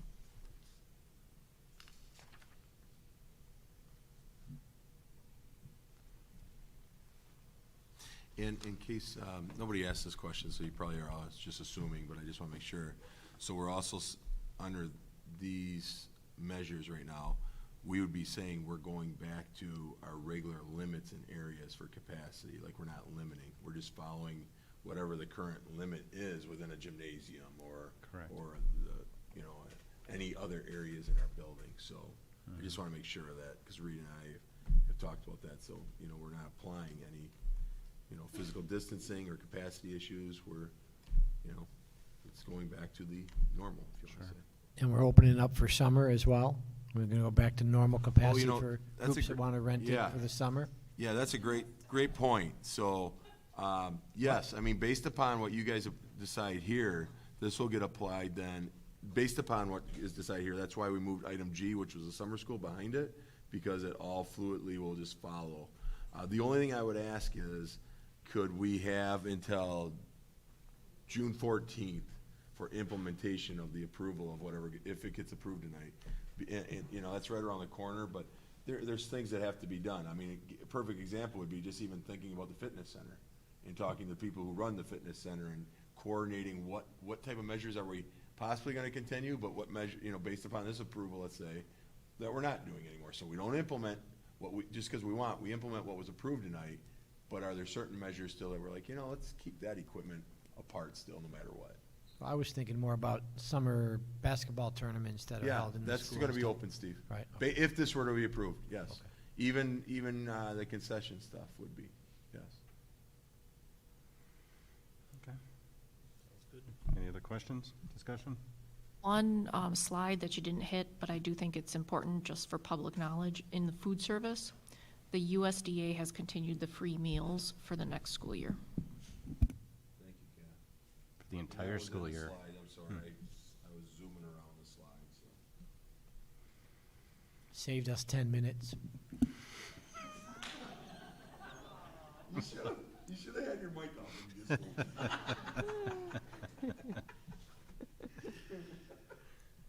right, if there's no other discussion, all in favor of approval, say aye. Aye. Aye. Opposed? Motion carries. All right.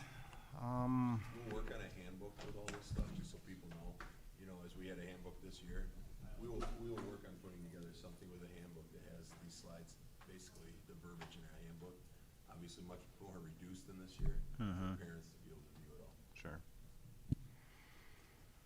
Okay, next item, prioritized Esser 2 and 3 fund spending.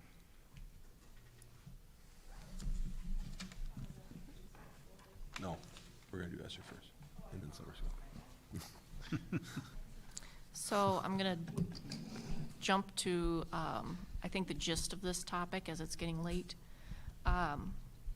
We were going to try to have the middle school HVAC presentation again, a decision on the presentation, a prioritized list of Esser items. There is something big going on at the state level, and the Joint Finance Committee has proposed that Esser funds possibly be used instead of any kind of normal 1 to 3% per pupil revenue limit increase for the biennial budget process. So what that means is there's a contingency at the state level, I will say, that is advocating that the Esser funds replace what would have been, again, a budget increase for the schools. Now, we weren't going to see much of a budget increase anyway. I roughly computed the difference. It's about $165,000 for year one. Where I'm more scared is what happens in year two, because again, it's a biennial budget. And that will heavily depend upon what happens to our enrollment this coming September. But anyhow, there's that component that we may need Esser funds just to balance our budget next year and possibly year two.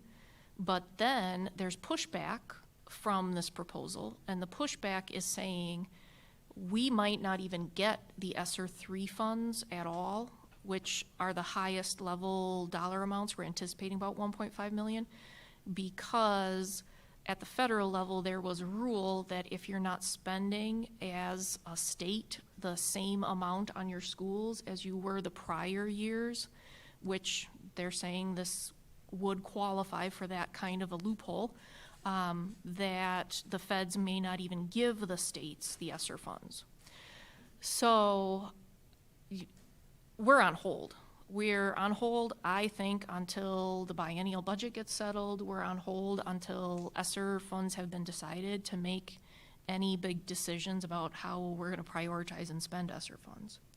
So if you can bear with me, we don't know where to recommend or where to prioritize things until those pieces of the puzzle are solved. Now, that said, there's a couple things we do need to address and move forward with. Dr. Hibner mentioned in the band rooms, based upon this recommendation, there would be air purifiers in the amount of like $20,000. Esser 2, from what I know, seems solid.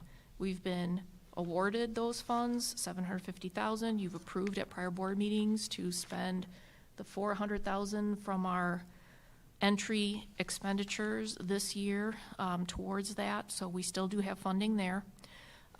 The Esser 2 funds can be used next year also. So that is one thing that if you would like us to get, we'd like to know. The other 2 items that are pressing for tonight that we feel a decision needs to be made upon is continued full-time substitutes in the district for next year or not, and continued health aides next year or not in the district. If you recall, this year we had 4 full-time substitutes all year, and then at semester we added another substitute, so I call it 4.5 full-time substitutes, because again, we were running that low on staff that we went out and we actually tried to hire 2. We could only get 1 at that point. And then we had 4 part-time. They were less than 30 hours. 30 hours is a trigger point for health insurance. So we had 4 less than 30-hour health aides that were hired at the beginning of the school year, and one that floated because, again, of the potential of the health aides getting sick because they were staffing the sick rooms. So tonight we printed, you had it in your packets, but then literally Friday we were still working on revising, so I printed you a new one. This is kind of an Esser summary. And when you get to the gold section, which starts on page 2 and 3, the gold section was a running list of items we could spend Esser on. And then in your packets too are from last board meeting or 2 board meetings ago, I forget which, area business managers were brainstorming what Esser could be spent on. And then I've given you the documentation even from the DPI again of what they say Esser can be spent on. But anyway, in gold was a list of items we had come up with, again, not prioritized at this time. And we had on there a recommendation to continue 2 full-time subs. One would be middle school, high school, although could still switch to elementary if there was a greater need in elementary, and vice versa. The other sub would be like an elementary, Little Prairie and Prairie View full-time sub. So going from 4.5 full-time subs down to 2 would be the recommendation with Esser funds for next year. And then going from 5 part-time health room aides down to 2 with the same idea of middle school, high school, and elementary school. And today we even talked maybe it's down to 1, but we're again wondering if those could be approved, if we're gonna proceed with them, because it depends on us talking to those people who are in those roles now and offering them employment for the next school year. The motion there for prioritize Esser funds would be yay or nay on the subs, yay or nay on the health aides, yay or nay on the band room air purifiers. Purifier is something that is like a removable unit, or is it something that's built into the system? Yeah, so that's what would be nice about them is they're portable.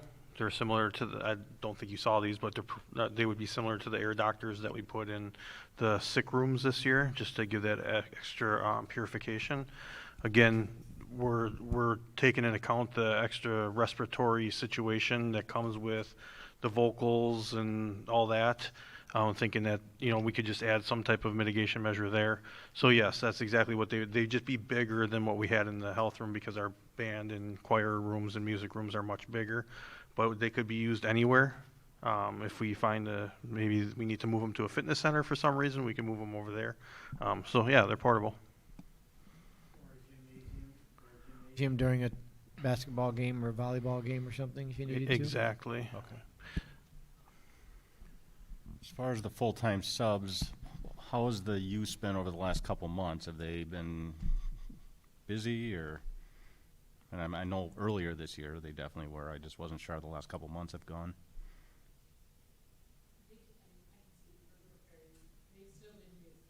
Okay.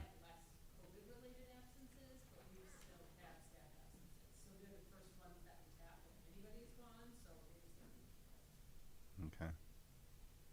Yeah, I would agree with that. I mean, ours is almost always on deck for an absence. So we would find out early in the morning, and for she's the first one that is ready to go. So, and I would say that even during some of the downtime that she might have, she's supporting students in different ways. I mean, again, downtime is not almost always the same. Hmm. The other thing we can do is that proposal is to share with the building, so it kind of spreads it out even more. The other thing that we're doing is about having the building such as we know the system, we know the kids and the other teachers being involved as well, as opposed to bringing in input. So it's a lot more seamless. They also work with staff members with their Sunday schools. It's a lot smoother to have that as opposed to just bringing people in and trying to do that. Okay.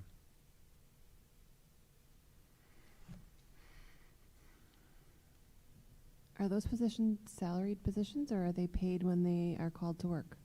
Good question. So a on-call sub would be a day-to-day. These have been salaried. positions. They are expected to work, every day, and they also get insurance that way. So your recommendation is you have 4 of them now, 4 subs, and your recommendation is down to 2? We have 5. We have, Oh, 5. we have 5 currently. We 5. started the year with 4, and then at semester it became 5. Okay, and then you are recommending 2. One between middle school, high school Dale, and one between Little Prairie and Prairie View. Okay.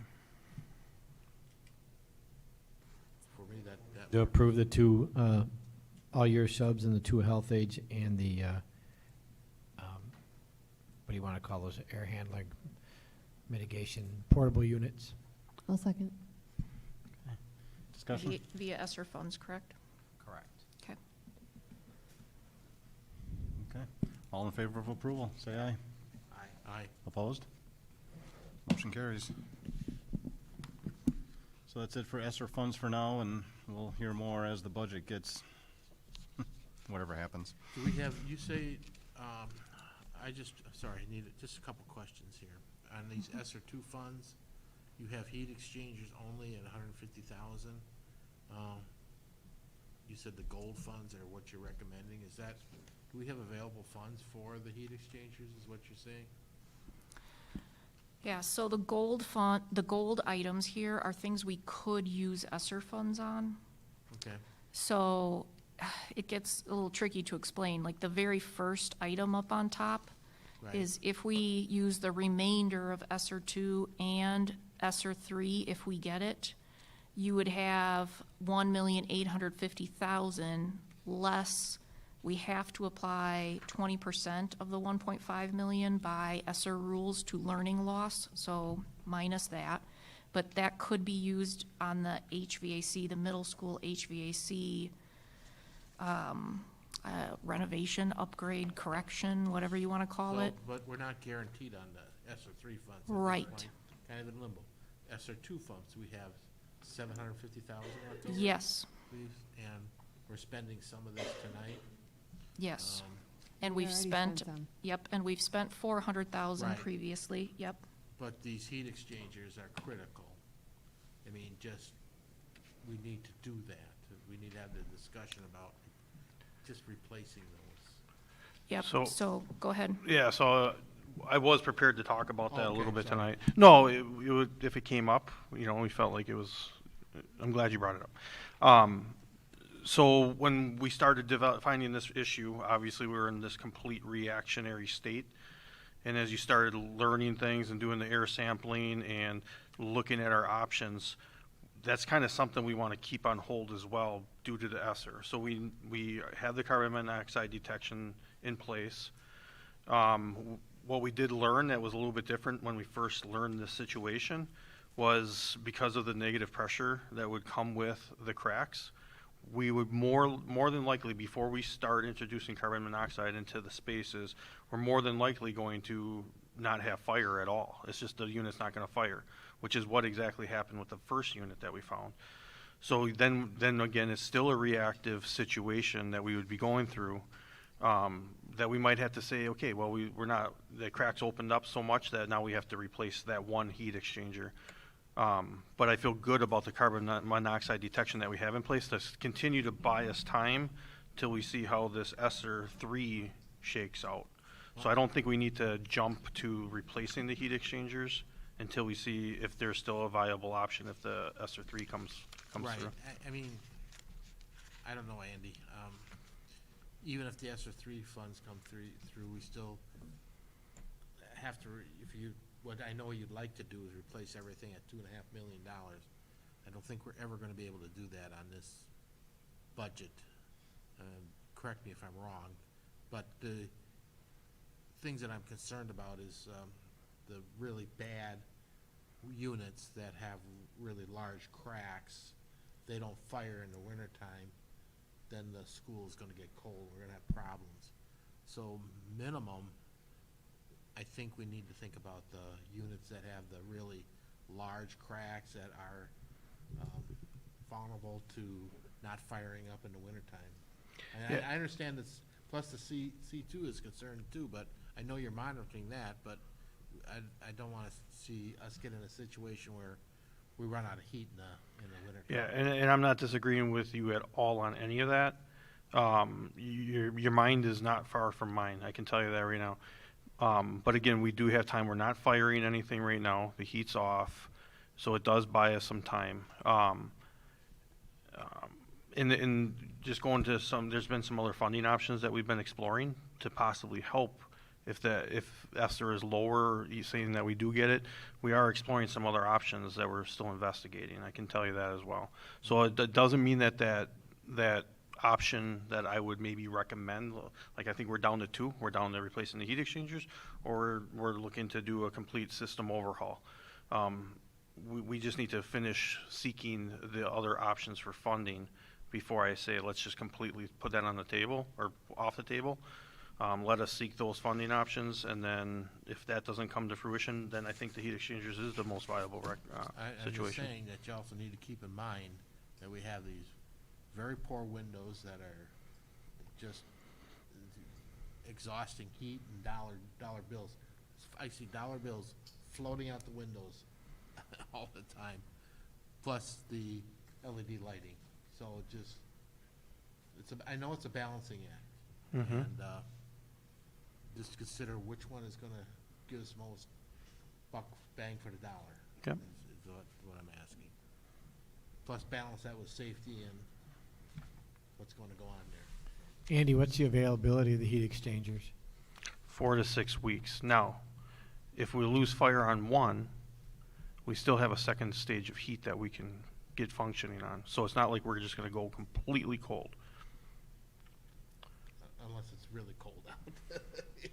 I'm just saying, I know. That's why we're hoping that we're going to get more clarity on the Esser and the biennium budget. I was going to say, and the then then biennial come back to you guys. biennial budget's huge. I mean, it's really difficult to make any decisions without knowing where the biennial budget is right now. I mean, that's really, honestly, I don't know how it would be reckless for us to recommend anything to you guys at all, and without knowing any of that information in the biennial budget. It's affecting everything. And then your next question is gonna be, when are we gonna know? And there could be a stalemate through October, November. Yeah, well, maybe we need just a plan B minimum to. I think more of a deadline, like when are we going to make that decision is really the question. We at least feel that time is on our side right now, and I know that we could, I'm not saying time from a standpoint, I totally get what Dale, you're saying, and Andy's saying, that's a great conversation, I mean it, but we at least feel we have time on our side for these next few months that we said, that's what we decided when we came tonight. Like, there was a couple components where we said we need to make a recommendation on Esser, but other than that, we said we don't need to prioritize the Esser spending, we don't need to make a decision on the HVAC tonight. We're like, let's try to see if we can utilize these next 2 months and get some clarity provided by other sources that are outside of our grasp. So that's kind of what we're hoping for. And one of the things I think I wanted to make sure that everyone understood when they saw the list that was composed for the possibilities of what Esser funding could be used for, please know that's not a prioritization or all-inclusive list at all, or an all-exhaustive list. It was a bunch of ideas that we were putting down for where monies could be utilized.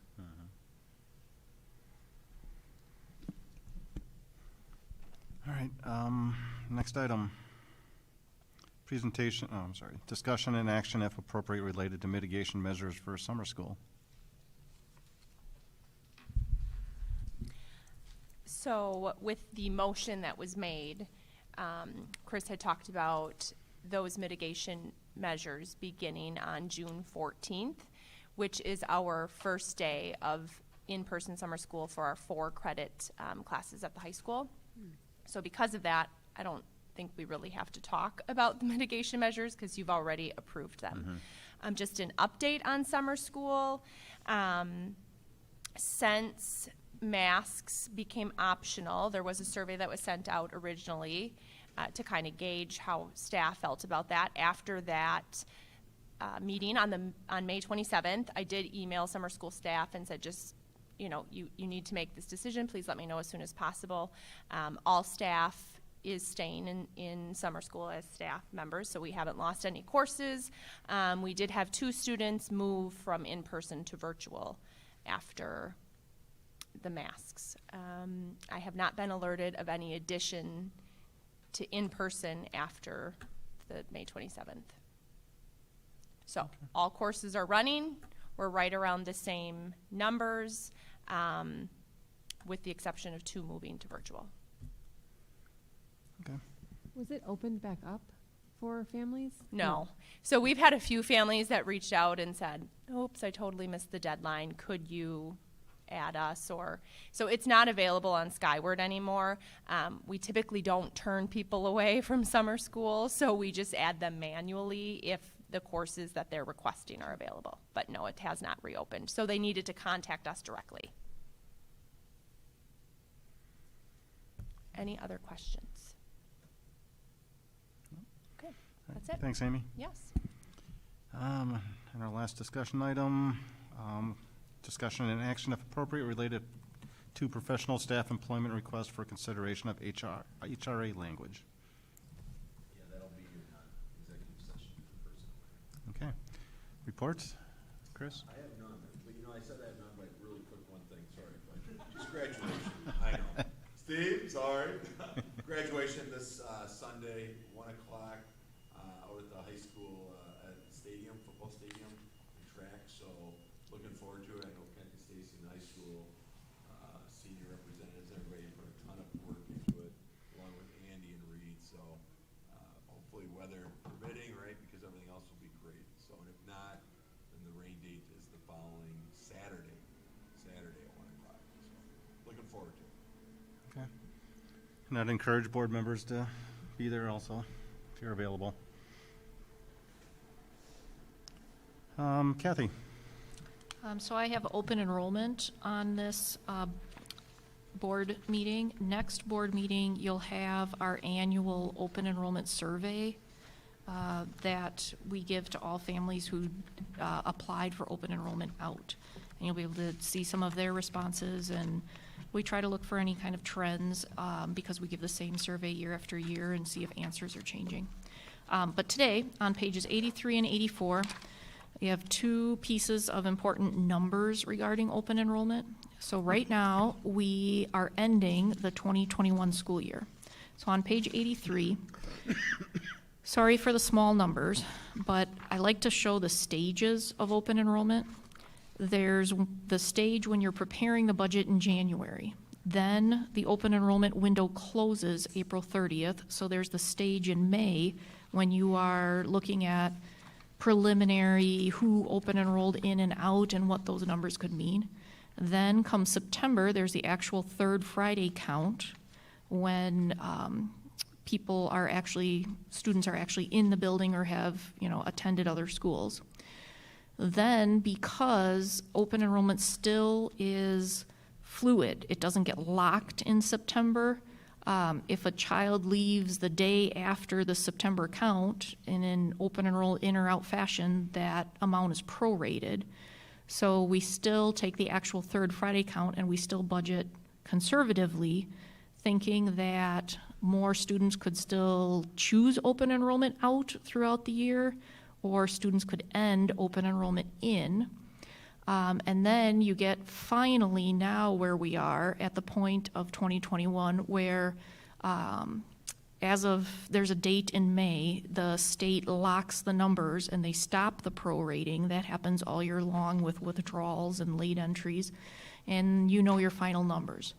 So on page 83, over to the right, our final number for open enrolled out, our cost is $2,218,197.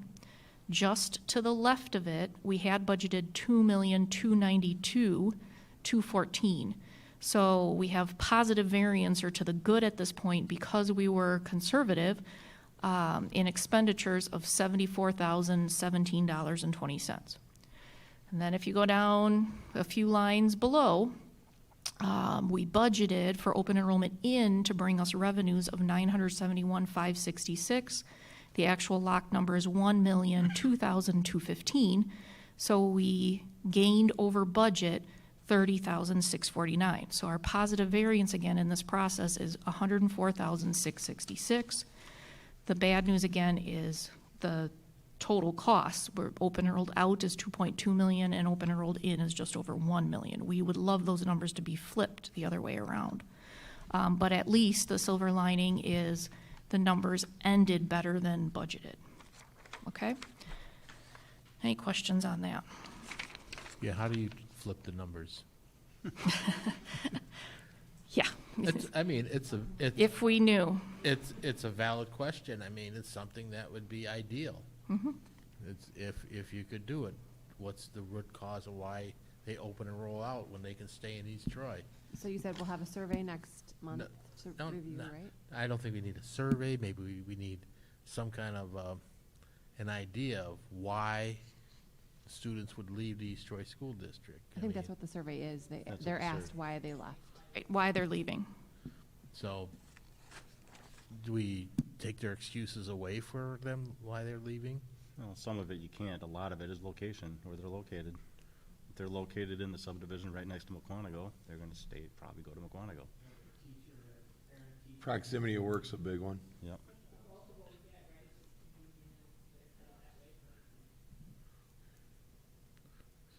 Most of the open enrollees have never attended East Troy. Right. If you look at the So big subdivision by Elegant Farmer, that's They East Troy School never District, never but it's- attended, so it was not about, I attended and I'm unhappy, you were not providing this or that. Most, it's that we never were able to even have them attend East Troy. And then I would say a lot of the other, I'll call them onesie comments, I don't know how you fix. Like, I like a bigger school. I like a larger school. My kid's gonna play Division I. I wanted this sport offered and you did not offer it. Yep. And rightly so. Okay, McGuanago probably offers 14, we offer 9. We have to follow Title IX, so it's kind of tough for us to offer that one sport. Tell me where we're gonna provide, I don't know, hockey or some of the other ones. Okay, just asking. No, it's a good question, Dale. We would love to flip it. Flipping it would be ideal, you're right. Well, maybe we can. On page 84 then is the start of the same process I just showed you on page 83, but for the 21-22 school year. So right now we have estimated figures for open enrollment and out, and I failed to mention on the first one. So there's a regular ed open enrolled number or price tag, and then there's a special ed open enrolled in price tag. And our projection for 21-22 is that regular education open enrolled in and out is going to be $8,325 and special ed is $13,077. And that's, again, just an estimate with a percentage increase over the previous year. So in January, we start with just a small analysis of, okay, how many seniors are leaving, how many graduates do we have, and then one of the things we've been tracking over the years, maybe the last 5, 6, 7 years, is a percentage of how many new we get. So I didn't put it on this sheet. I'm thinking it's about 11 or 13 new open enrolled outs every year, and then ins, no real large change. So again, that's what we start January with. Then where we are right now is in May, where the yellow lines are. Well, we've now had an open enrollment application window. So from February until April 30th, there was a window open where parents could apply for open enrollment in and open enrollment out going on. And then what we do right now is we take a look at those lists. Now, is it, again, final? Nope. Based upon how they apply, they don't actually have to come in September, or they don't have to do that. It's just an application. And the other piece is that the legislature opened up what's called an open enrollment exception process also. Oh, you missed the window? No problem. here's a form, just fill it in. You can still basically open enroll in and out anytime the rest of the year. So in my opinion, the window's useless from February to April, okay? But that's another snapshot, another point in time. And you can see in the detail here, like what we analyze. So in the outs, we had 64 new applications. If you went on the portal and you just pulled names, 64 new applications. Well, 5 of those were duplicates. So they were applying to multiple schools. So you take those out. Then some people don't realize, for at East Troy anyway, that once you apply for open enroll out, you don't have to reapply year after year after year. So then I take those out because they're already in the open enrollment out numbers. And we get to a number of how many new applications did we get? Well, we got 52 new applications. And then, because the revenue limit formula, I also look at how many are currently attending, because they're going to be a resident either way.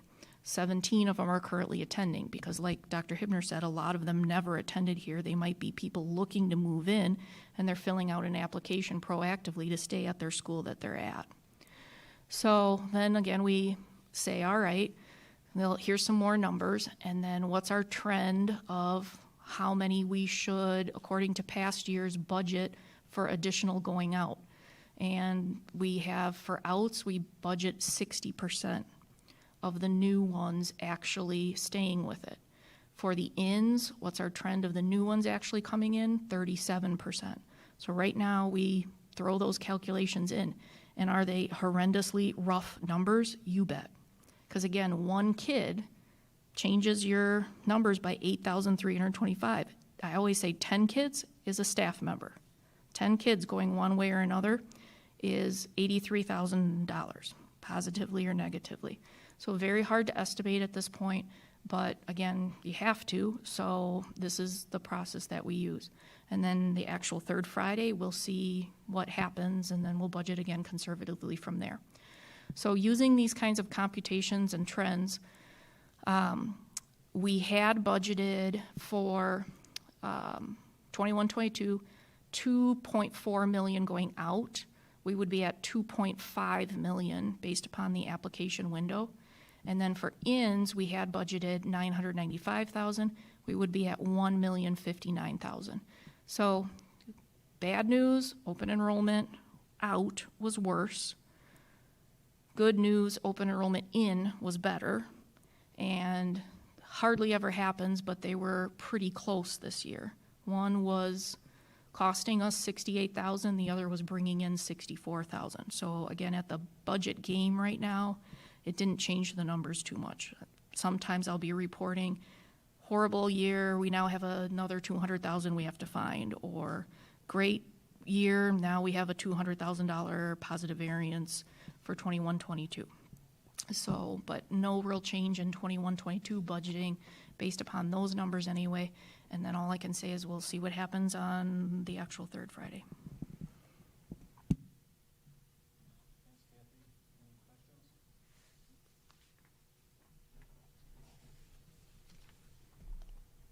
Any questions? All right. Amy, anything else tonight? Okay. And Kate's not here. I have nothing. So we'll move into policy review and development, discussion related to donation policy, policy 840.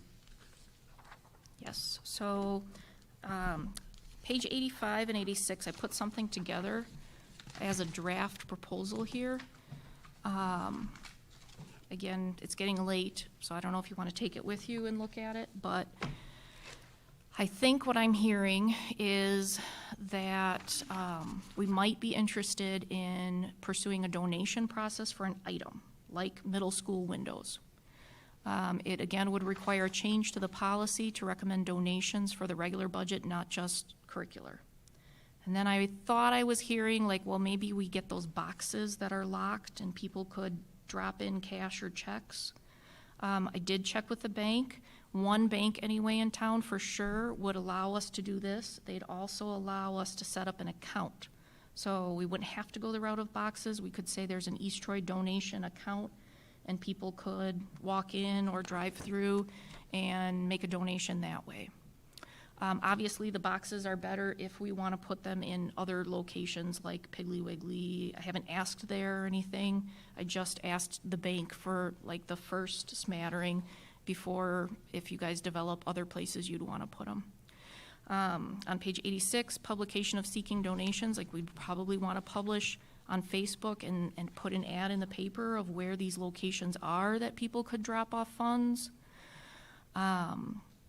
Receiving donations, so again, if it was an account, we could have electronic access to the account, but if it is receptacles, we would want people probably once a week coming and removing the funds, and then we'd give you a monthly board report if that, how much is being collected.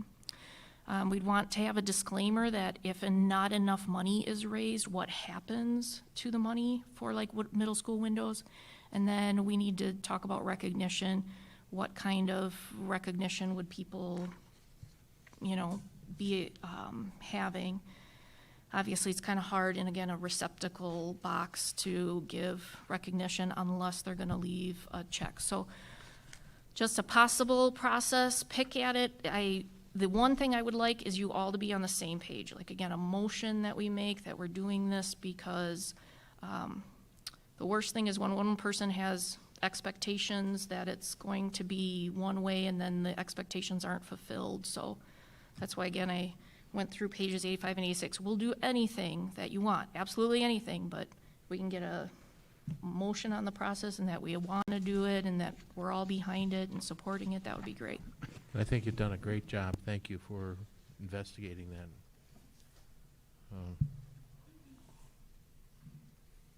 I like it.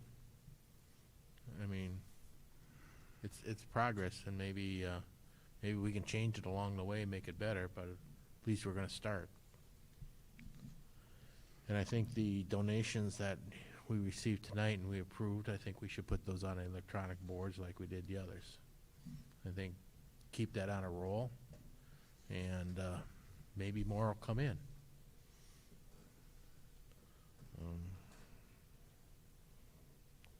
I'm not against marketing this a little bit too, like Facebook, even mailers, or put the word out. Maybe, I don't know if there's a school newspaper, I don't know. That's one way. I'm not looking to think that we spend a lot of money to do this, but I think we can get the word out and start to generate it. Maybe it'll start to kind of feed among itself. That's just my thoughts. I guess I mean, every little bit's going to help. I guess I'm concerned if I start seeing boxes in all the stores looking for donations, are people going to start thinking that the district's in dire straits? We're really not in dire straits. Yeah, we have long-term structural issues we need to fix. I don't know. I just get concerned either way that this might have negative connotations to it also. I don't know. I brought this up last time. I have a concern that we may appear as though we're just constantly asking for funds, and you have to just be very aware of that and mindful of that, because when you want to ask for funds the next time, you need to remember the mood of the audience and how ready they would be to approve additional fundraising. So it's not that it's a bad idea, it's just one that I think needs to be done very thoughtfully to not only address short-term needs, but long-term, ability to deliver as well. Yeah, I think a lot of it depends on our relationship with the citizens or the community, which I stated in the past needs some repair. And I think if the relationship is a good relationship, then I think the community is willing to contribute. I don't think it's any secret that the district's in dire needs. I mean, that's evident all over the place. We put mailers out.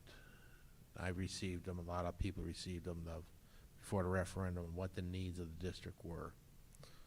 anybody knows that that those needs are still there. They haven't gone away. They know that the referendum failed. So they know money is needed. So, do we have a rainy day fund? We don't even have a rainy day fund. We may be okay now because the Esser funds are helping, but we don't have a rainy day fund in the event that something happens, like a high utility bill in the wintertime or Well, some other disaster. we do, we just don't like to dig into it. We have the fund balance, that is Right, essentially our rainy day fund. I get that, but like Chris says, you use that to pay salaries and things like that Yeah, too. like I said, we So don't like to dig that's- into it, nobody yeah. does, but if something happens, that's what it's there for. But if it's We real do use it. catastrophic, Mm-hmm, you know what I mean? right. We don't have everything up to snuff. If we had all the HVACs and all the windows replaced and all LED lightings in, and if everything was in great condition, yeah, I think we would say that we're in better shape, but we're not in that condition at all. So we need to get that money in here somehow. I'm just saying that, and it's no secret that we need the money. Mm-hmm. Everybody knows that. So Andy, refresh my memory. Middle school windows, what was the number? Not to put you on the spot, but I will I was anyway. gonna ask the same question. I believe it was around 120,000. Okay. And what's the payback on that? So if I do them piecemeal, it's a custom incentive. You're really not going to see a payback. I don't know what the payback is. I never did a study on that. Is it going to save us energy? Absolutely. But I don't know the number. When you say payback, it's like a 30-year payback. It's maybe a 40-year payback. But it does. I mean, it's definitely an energy saver that will go back into the budget somehow. Sure. What about eliminating the windows? Not all of them, but some of them, right? I mean, is there So a I'll be honest. possibility? Yeah, I'll be honest with you. So now there's a point in history where people were painting their windows, because they were trying to keep the sunlight out. But there is a lot of benefits to having the sunlight in. So, for instance, like they tried to install it tomorrow, but the worst window at middle school, I'm paying for that. We're going to do the worst one, and during this building tour that we did a few weeks ago, we found kind of another one. So we'll continue to replace them that way. But I think when you start talking about putting, brick and mortar, maybe you do something different that might look tacky, where you can use some different building materials. But I think ultimately, for the cost of the window itself, you're still better off replacing windows for windows and optimizing the daylight, because that also goes into our energy plan. Having windows open during the summer months is not windows, but having the blinds open during the summer months, you're introducing some of that heat. You're capturing some of the sunlight. And then obviously you can reduce your amount of lighting by letting some of that sunlight in as well. So I think that one's there's less benefit by removing windows. You're benefiting more by keeping them. Not just from efficiency, and I know everyone's looking at it from an efficiency because of our structural deficits, which I can appreciate, but It's part of optimal from learning optimal environment. learning environments, there's nothing. I mean, I have not read anything in the last decade that would support not having natural sunlight in classrooms. In the last 2 decades probably. That's why architectural firms have gone to so much saying, look, the buildings that had interior classrooms were not well thought out of from an optimal learning standpoint. And trying to break that cycle now is difficult for the old traditional buildings that have so many classrooms on the interior rather than the exterior. So maybe I agree that collection boxes may not be appropriate. Maybe I can agree with that. And it's kind of burdensome to collect the cash. But the GoFundMe or the bank or those other means of dropping money off is effective. I mean, it's not burdensome at all, and to market it a little bit may just bring in a few thousand, or if you set a target, maybe you'll meet the target. It depends. A lot of it depends upon how much effort is put into it, and again, the relationship that you have with the community. You saw it with the cobblestone. You know, the community's all upset that that's being torn down. Well, they raised the money to wrap it real quickly, and chances are it's going to get torn down anyway. We don't know that, but the $3 million is probably not coming to renovate it. But they raised the money right away because they had the emotion and the relationship with the community.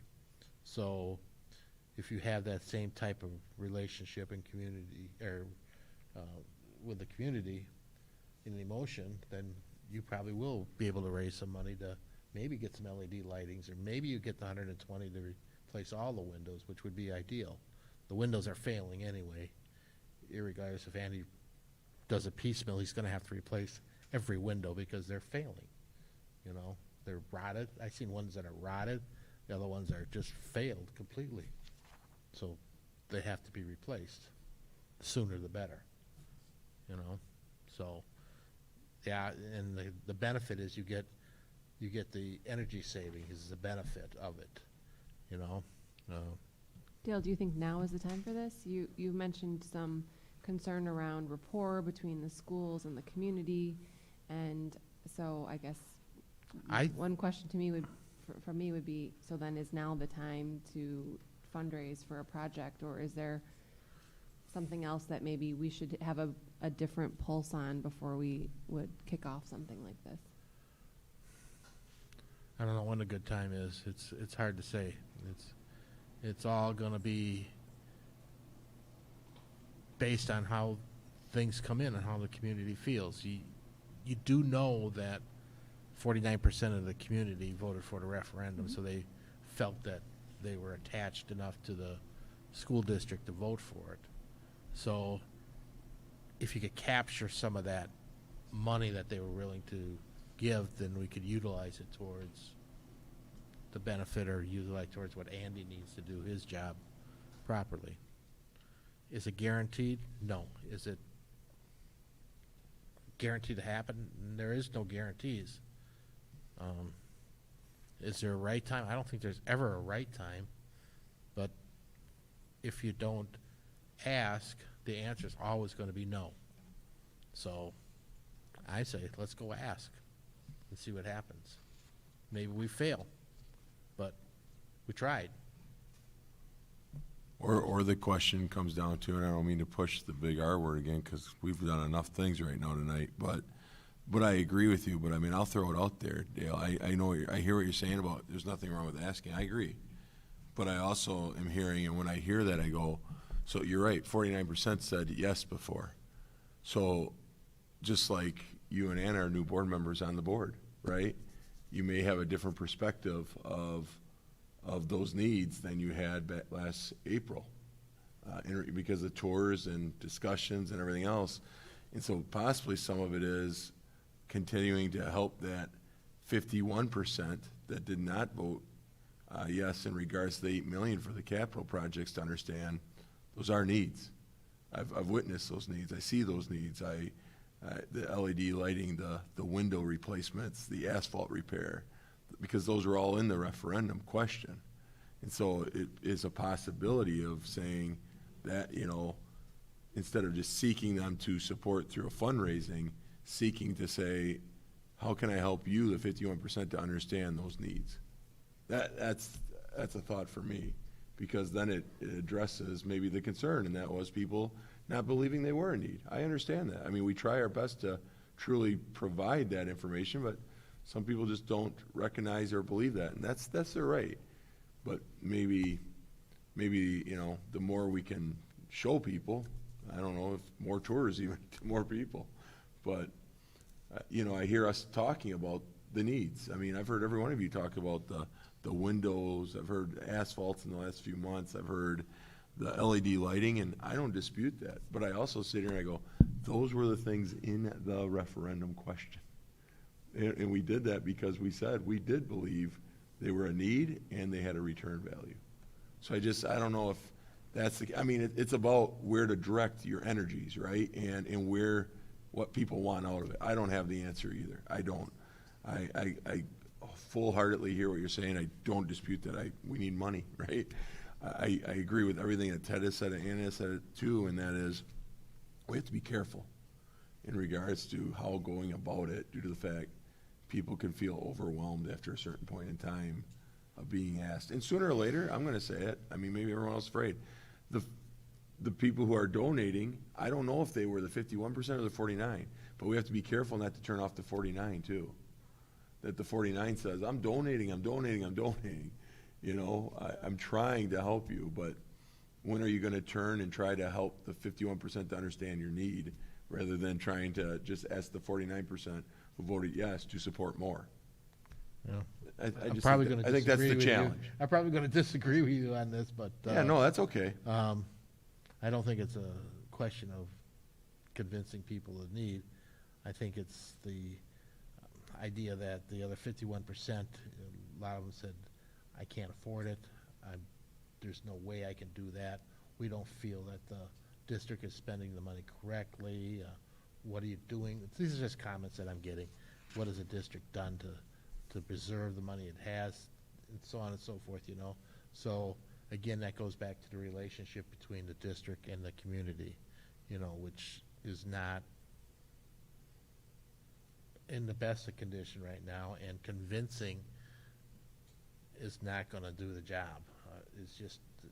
I just don't think it will. So is the strategy? I think what may help is that if the community sees that the district is trying to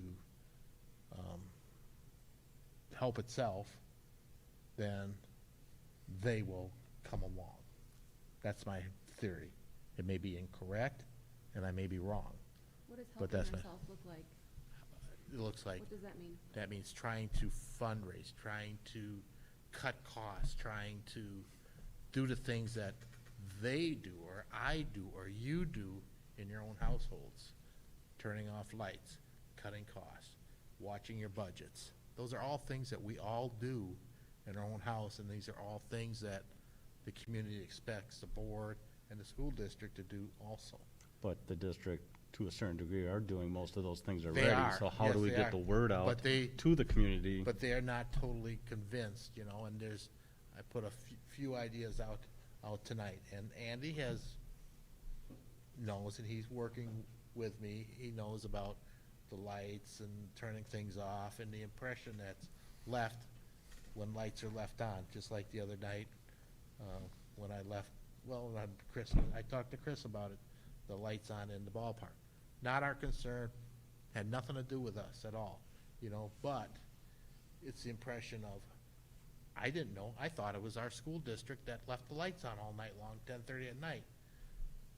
Probably a lot of other people are thinking the same thing, you know, but it wasn't. It was somebody else, not related to the school, that left the lights on. It was the village of East Troy that left the lights on, but it was a bad impression. It's just like, if you see, and it's just people. But clearing up that impression is really important too. Yeah. Right? So you brought that to my attention, so I would imagine maybe people bring things to all of your attentions, right? Yeah. So I think following up and clearing up that impression is really important, and not remaining silent off that impression. Right. So going back to the people who reach out to you saying, I found out, and here's the answer, right? Here's what's going on. So kind of like what, Dale, you had just alluded to, and I appreciate it, right? You said, when Ted asked you, you said, absolutely, the district's really doing, I'm putting words in your mouth, I apologize, but Ted asked, and you said, I have found, right? The district is trying, and the district is doing these things. I think that's really important for people who reach out to, whether it be me as an administrator or you guys as board members, right? To help them to understand then, like, hey, so you think the I'm not saying you, right? Somebody reaching out, the district's being fiscally irresponsible. How so? Talk to me about that. Okay, and then they bring up, like, let's say the lights that were on at a field that the district doesn't even utilize. Or they bring up the lights that were on at a different time, but there was parent-teacher conferences going on. Or they bring up the windows, right? And we can say, okay, well, let's talk this through. Or the district hasn't done anything in the past. Okay, well, the district has done a lot in the past. Let's talk that through, what we have done. We might dispute, right? We might disagree on what maybe you think the district should have done to control that from a standpoint of choosing how to balance that budget but they have balanced their budgets. Let's not act as, and I'm not saying any of you guys, right, to the people who are saying, who sometimes imply the budget hasn't been balanced. The budget has been balanced. Let's talk about how they've gone about budgeting the balance. And we might dispute that, right? But clarity, providing clarity is so important to help, I think, some people, not all, right? I've been in this a long time. I think there are some times where I just politely say we're going to have to agree to disagree, because I don't think we're ever going to come to that. But I appreciate you talking to me. I appreciate listening. But I do believe there's a percentage that if we provide that clarity back, it can help. But if we remain quiet, then they go on thinking that we left the lights on. I'll use that as the easy example, right? When it wasn't us leaving the lights. Well, again, fundraising is not limited to people giving you money. It also, things like I mentioned, one of my points is that Gus's Drive-In, they use school property.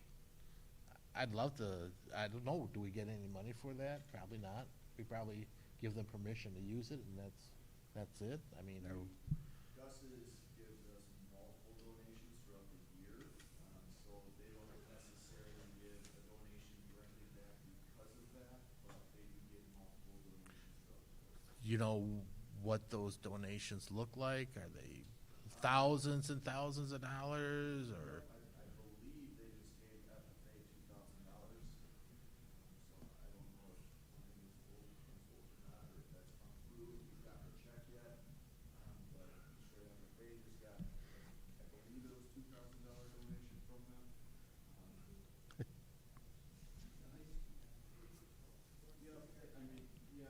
They donate their root beer machines, they donate ice cream, they donate ketchup packets, forks, spoons, things all the time. They donate burger patties for the Sports Booster Club.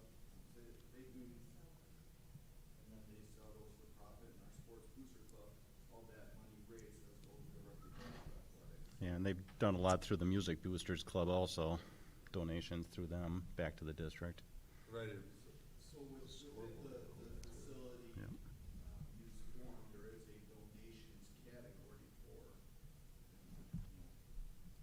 people like us is that do use our facilities, use sports programs. If they're a group that does give a donation back, it's under that donation category, so we're not charged. Another, thank you for, I mean, that's information I did not have, so that's why I bring it up, just like, I think the band plays concerts on the square during the summer, is that correct, So, Just parades, I think, is the only one which there isn't one this year, but. so they do play on the square, who doesn't? The Jazz Club has, or the Jazz Group. Jazz group, okay. Yeah. Okay. So, I mean, that helps those businesses around the square, of course, and, there'd be nothing wrong with them, donating some money, maybe to the jazz club, or Mhm. whatever, so I'm just saying that it always doesn't have to be a contribution, it can be something like that. It could be something like Gus does, or something that maybe the businesses around the square would contribute to those type of things, and maybe if we get our industrial program going, maybe we ask for contributions from local industry around here, so I'm just saying that to think out of the box and just look for ways to bring some money in. Sure. I've had one suggestion I think it was from Andy, he's not here, or not Andy, another gentleman, that at Piggly Wiggly, just up your bill, if it's $15, up it to $17 or whatever, and donate it to the school.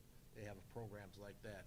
It's just, and I've gotten emails and actually letters in the mail from people that are, giving me suggestions for raising money because they know the district is looking for the money. Mm-hmm.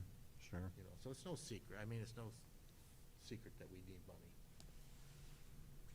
But I think along with asking for money is also, as you mentioned, the communications aspect of the whole thing, informing the community of what we are doing, how we're doing things, And we've gotten criticized for that in the past too, about sending out information to people about what we're doing or not doing, or, so, we get nailed on both ends. If we do, Well- You if we mean do spending inform them, money we to get send complaints back mailers? that we spent too much money Yeah. to inform them.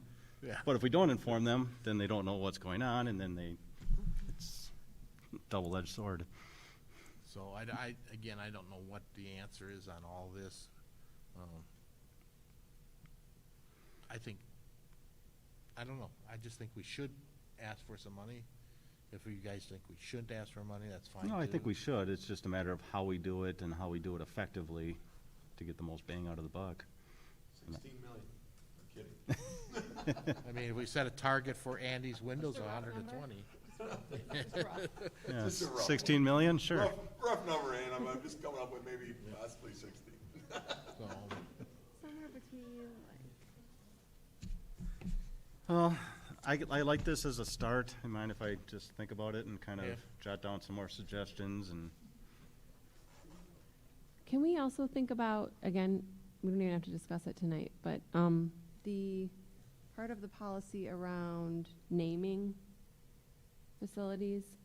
I mean, truly, I have given it like 2 minutes of thought, but, you know, if that would be an avenue of interest, you know, for a larger gift, and again, I'm just, for us to revisit at a later time. sure. Do you have any suggestions in the policy for any changes or anything? That's what I would want to prepare. I Just didn't do look that at for it? tonight. Sure. Okay.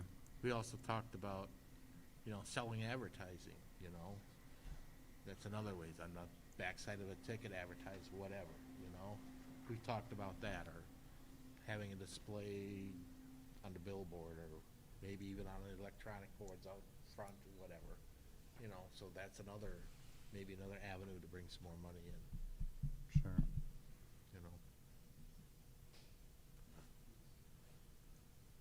Okay, so for next meeting, if everybody can come back with a little bit more solid suggestions and The other kind of thing I'd like to put it start- together in a policy. I'd like to start a conversation about, do we want to expand our trades program? Do we want them, I guess Chris would have to kind of have an input on that. I know we've sat down and talked about it before, myself and Chris have, and a little bit with Andy too, about expanding the trades program, and based on the tour that we had. And I know I talked with both the principals at the high school also. And their need, they get calls all the time, or requests for students that they can use like in the skilled trades area. So based on the tour, looking at the lab, you have a FANUC robot, a material handling one, but you don't have any motor control center, and you don't have any PLC. Those are two key components that will need to develop a program. You need to develop the program, you need the material to put the lab together. Andy mentioned he has a friend that may be able to get the PLC. But if we do get a program going like that, to get the donations from industry, I think would be pretty easy to keep that program afloat, to keep the school system afloat. So that may be another avenue to bring more, not only to bring more students in, but bring more funds in from industry. I guess go ahead. I can guarantee you that any student that if we have a good program, and any student that we put through the program will be snapped up immediately by somebody. Right. Somebody will snap that student up. I totally agree with that. The problem is, and what we found after that robot was put in place, is getting the kids interested in those programs to begin with. That's the biggest issue. I'm on the advisory committee for Gateway on their program for this exact same thing. They had 6 kids this last year, and that's out of 3 counties sign up for it.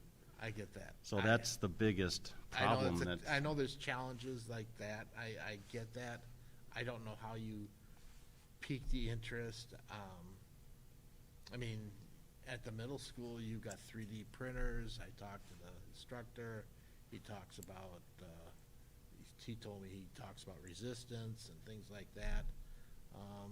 So there must be some students that are interested, and maybe we could nurture those into the program. I mean, I don't know. Yeah, I mean, I'd love to get kids into that. I mean, God knows I could use them. I would hire them in an instant. But I know the high school's been trying for 4 or 5 years now to get more kids interested into those programs and keep them in there.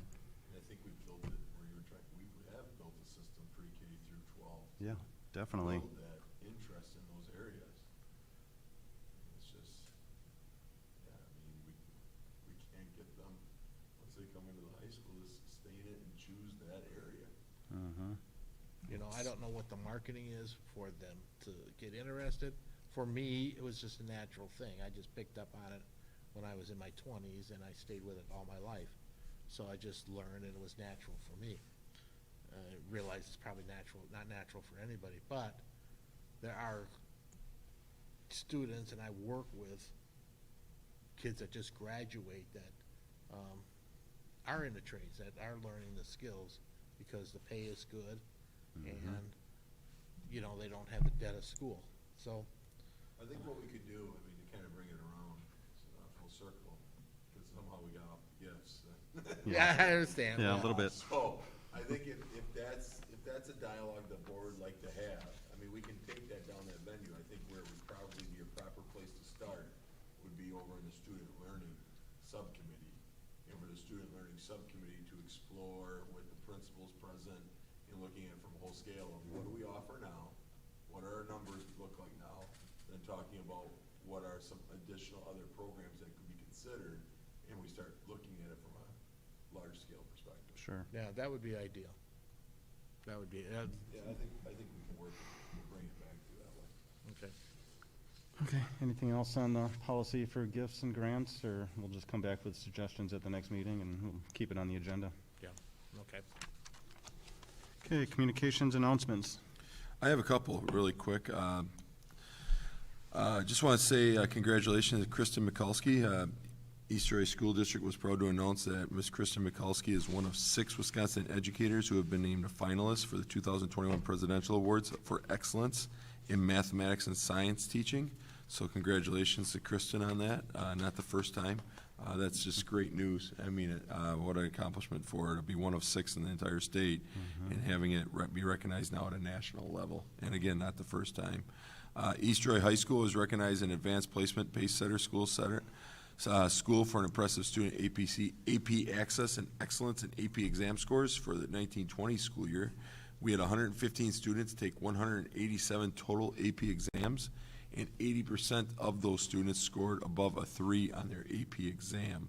So just congratulations to the high school, Stacy, Kent, and to all of the teachers for their hard work and dedication to all of those courses and all of the courses that are provided, and especially from this recognition, the advanced placement courses. Great job, and not surprising. The other thing is we had three groups do projects for the NASA Hunch program during this school year. All 3 groups were chosen as semifinalists for the year. For those of you who are a little unfamiliar with the NASA Hunch program, it stands for High School Students United with NASA to Create Hardware. The Hunch Design and Prototyping Program is a way for students of all skill levels to develop innovative solutions to problems posed by life on the International Space Station and beyond. Many of the projects are items personally requested by the International Space Station crew to help ease living conditions aboard station, giving students the opportunity to really make an impact on the lives of the astronauts. And I didn't have a chance. I was gone during this point in time this year. I think it was actually done more of a Zoom this year and everything. But in years past, I've always had the opportunity of attending.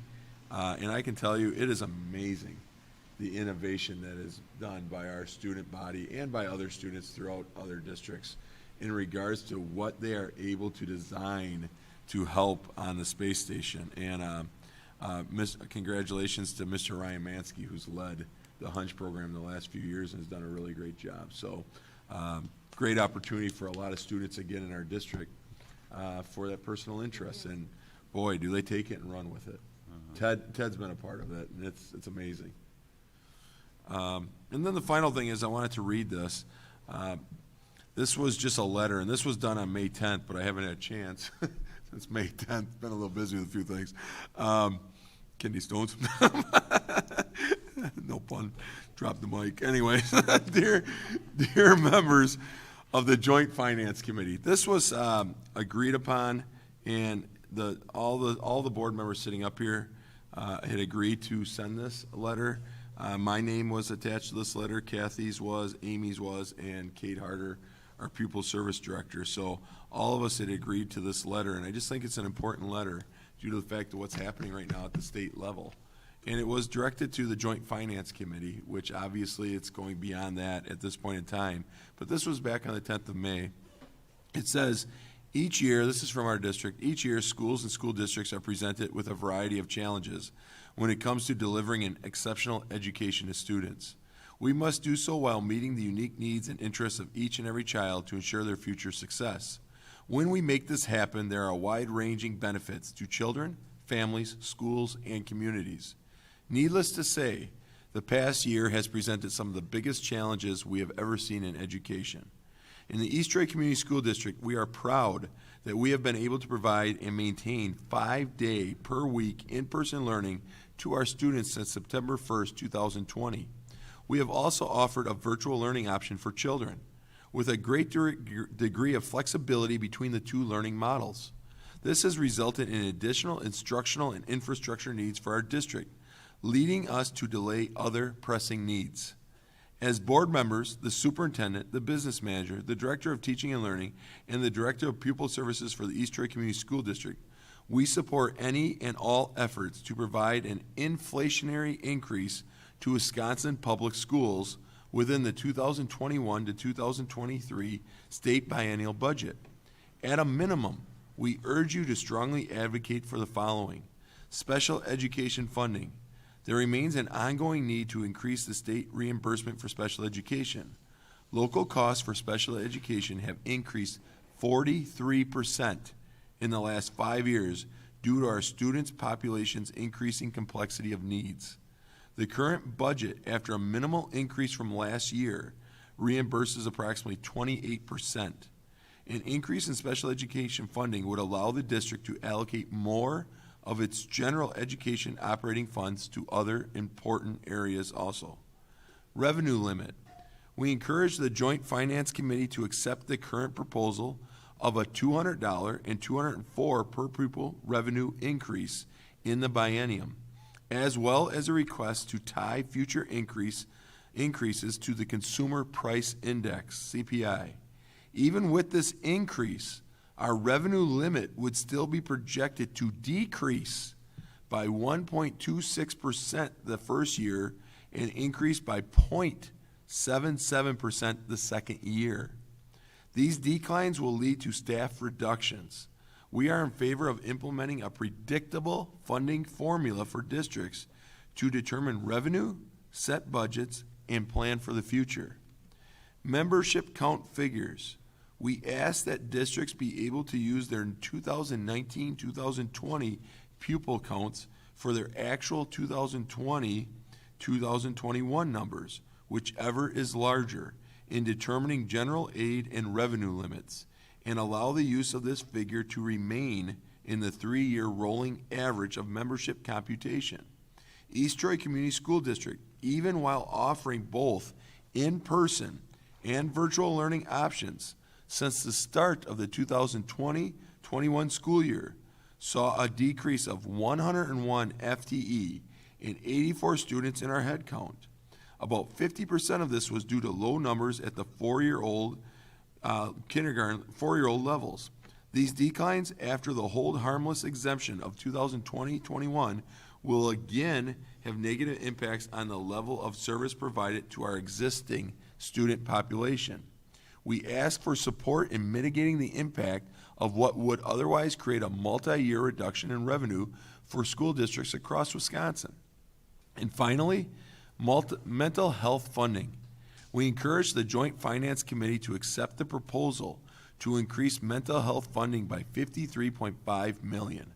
The 2019 Youth Risk Behavior Survey indicated high levels of anxiety and depression for our adolescents. To address these needs, we have increased our local funding related to social work, psychologists, and pupil services. We have also partnered with a student family assistance program. We support the creation of a systemized approach to the identification and treatment of mental health illnesses across regions and the development of sustained funding resources to maintain mental health personnel. As a final note, we are grateful for the support of the one-time Esser funding from the federal government. These funds have been used and will continue to be used to offset the costs resulting from COVID-19 expenditures. However, they are only one-time funds and therefore cannot be relied on to maintain ongoing costs like staffing, which is our biggest expense in our district as well as all other districts. Finally, we pledge to continue our efforts to serve each and every child in our community in the most effective and efficient manner possible. We ask that, at a minimum, the priorities outlined above be approved toward helping Wisconsin schools provide equity and access to high-quality instruction for all students. Sincerely, all the school board members, myself, Kathy, Amy, and Kate. And I know the rest of the administration would have signed that, but obviously we were just sending it from that exact group. I think it's really important right now, ladies and gentlemen, in regards to that. That was on May 10th, and a lot's happened since then. But WASB, John Ashley, the executive director, John is nonpartisan, right? He represents WASB. It's a nonpartisan position. But I will tell you what, he wrote a very direct, I thought, informative letter about very similar to that letter, but in a different way, in regards to a critical time. This is a critical time, and there will be critical outcomes to public education based upon these decisions. And very rarely have I seen, John's always a supporter of public education. He's a phenomenal advocate. But very rarely have I seen him be so direct in regards to a state budget and its impact. This is critical, and very rarely do I get direct about it. But what we elected to write in this letter, these are critical components to assisting East Troy right now, besides every other concern we have and challenge that we've identified in our district. So, we talked about Esser 3 tonight. Esser 3 is on hold. And I'm very concerned if Esser 3 doesn't come to fruition, or it gets utilized towards the operational of our district in replacing the revenue, increase in revenue per pupil, due to the fact, as our letter states, that's a one-time fund. And those are ongoing expenses for our district year in and year out. So I'm not sure then how we take care of our Esser needs and our operational needs with the same funds. So please reach out, learn more about it, and educate yourself towards deciding what you think you need to communicate to your proper representatives. Okay. Thanks, Chris. Future items, anybody have anything for the board? Future meetings? Okay. And I will make a motion to adjourn to executive session for discussion of professional staff employment request for consideration of HRA language related to budgetary layoffs as provided under 19.851B and 19.851E. I'll second. Okay, roll call vote. Steve? Anna? Yes. Dale? Yeah. And I vote yes. We're in closed session.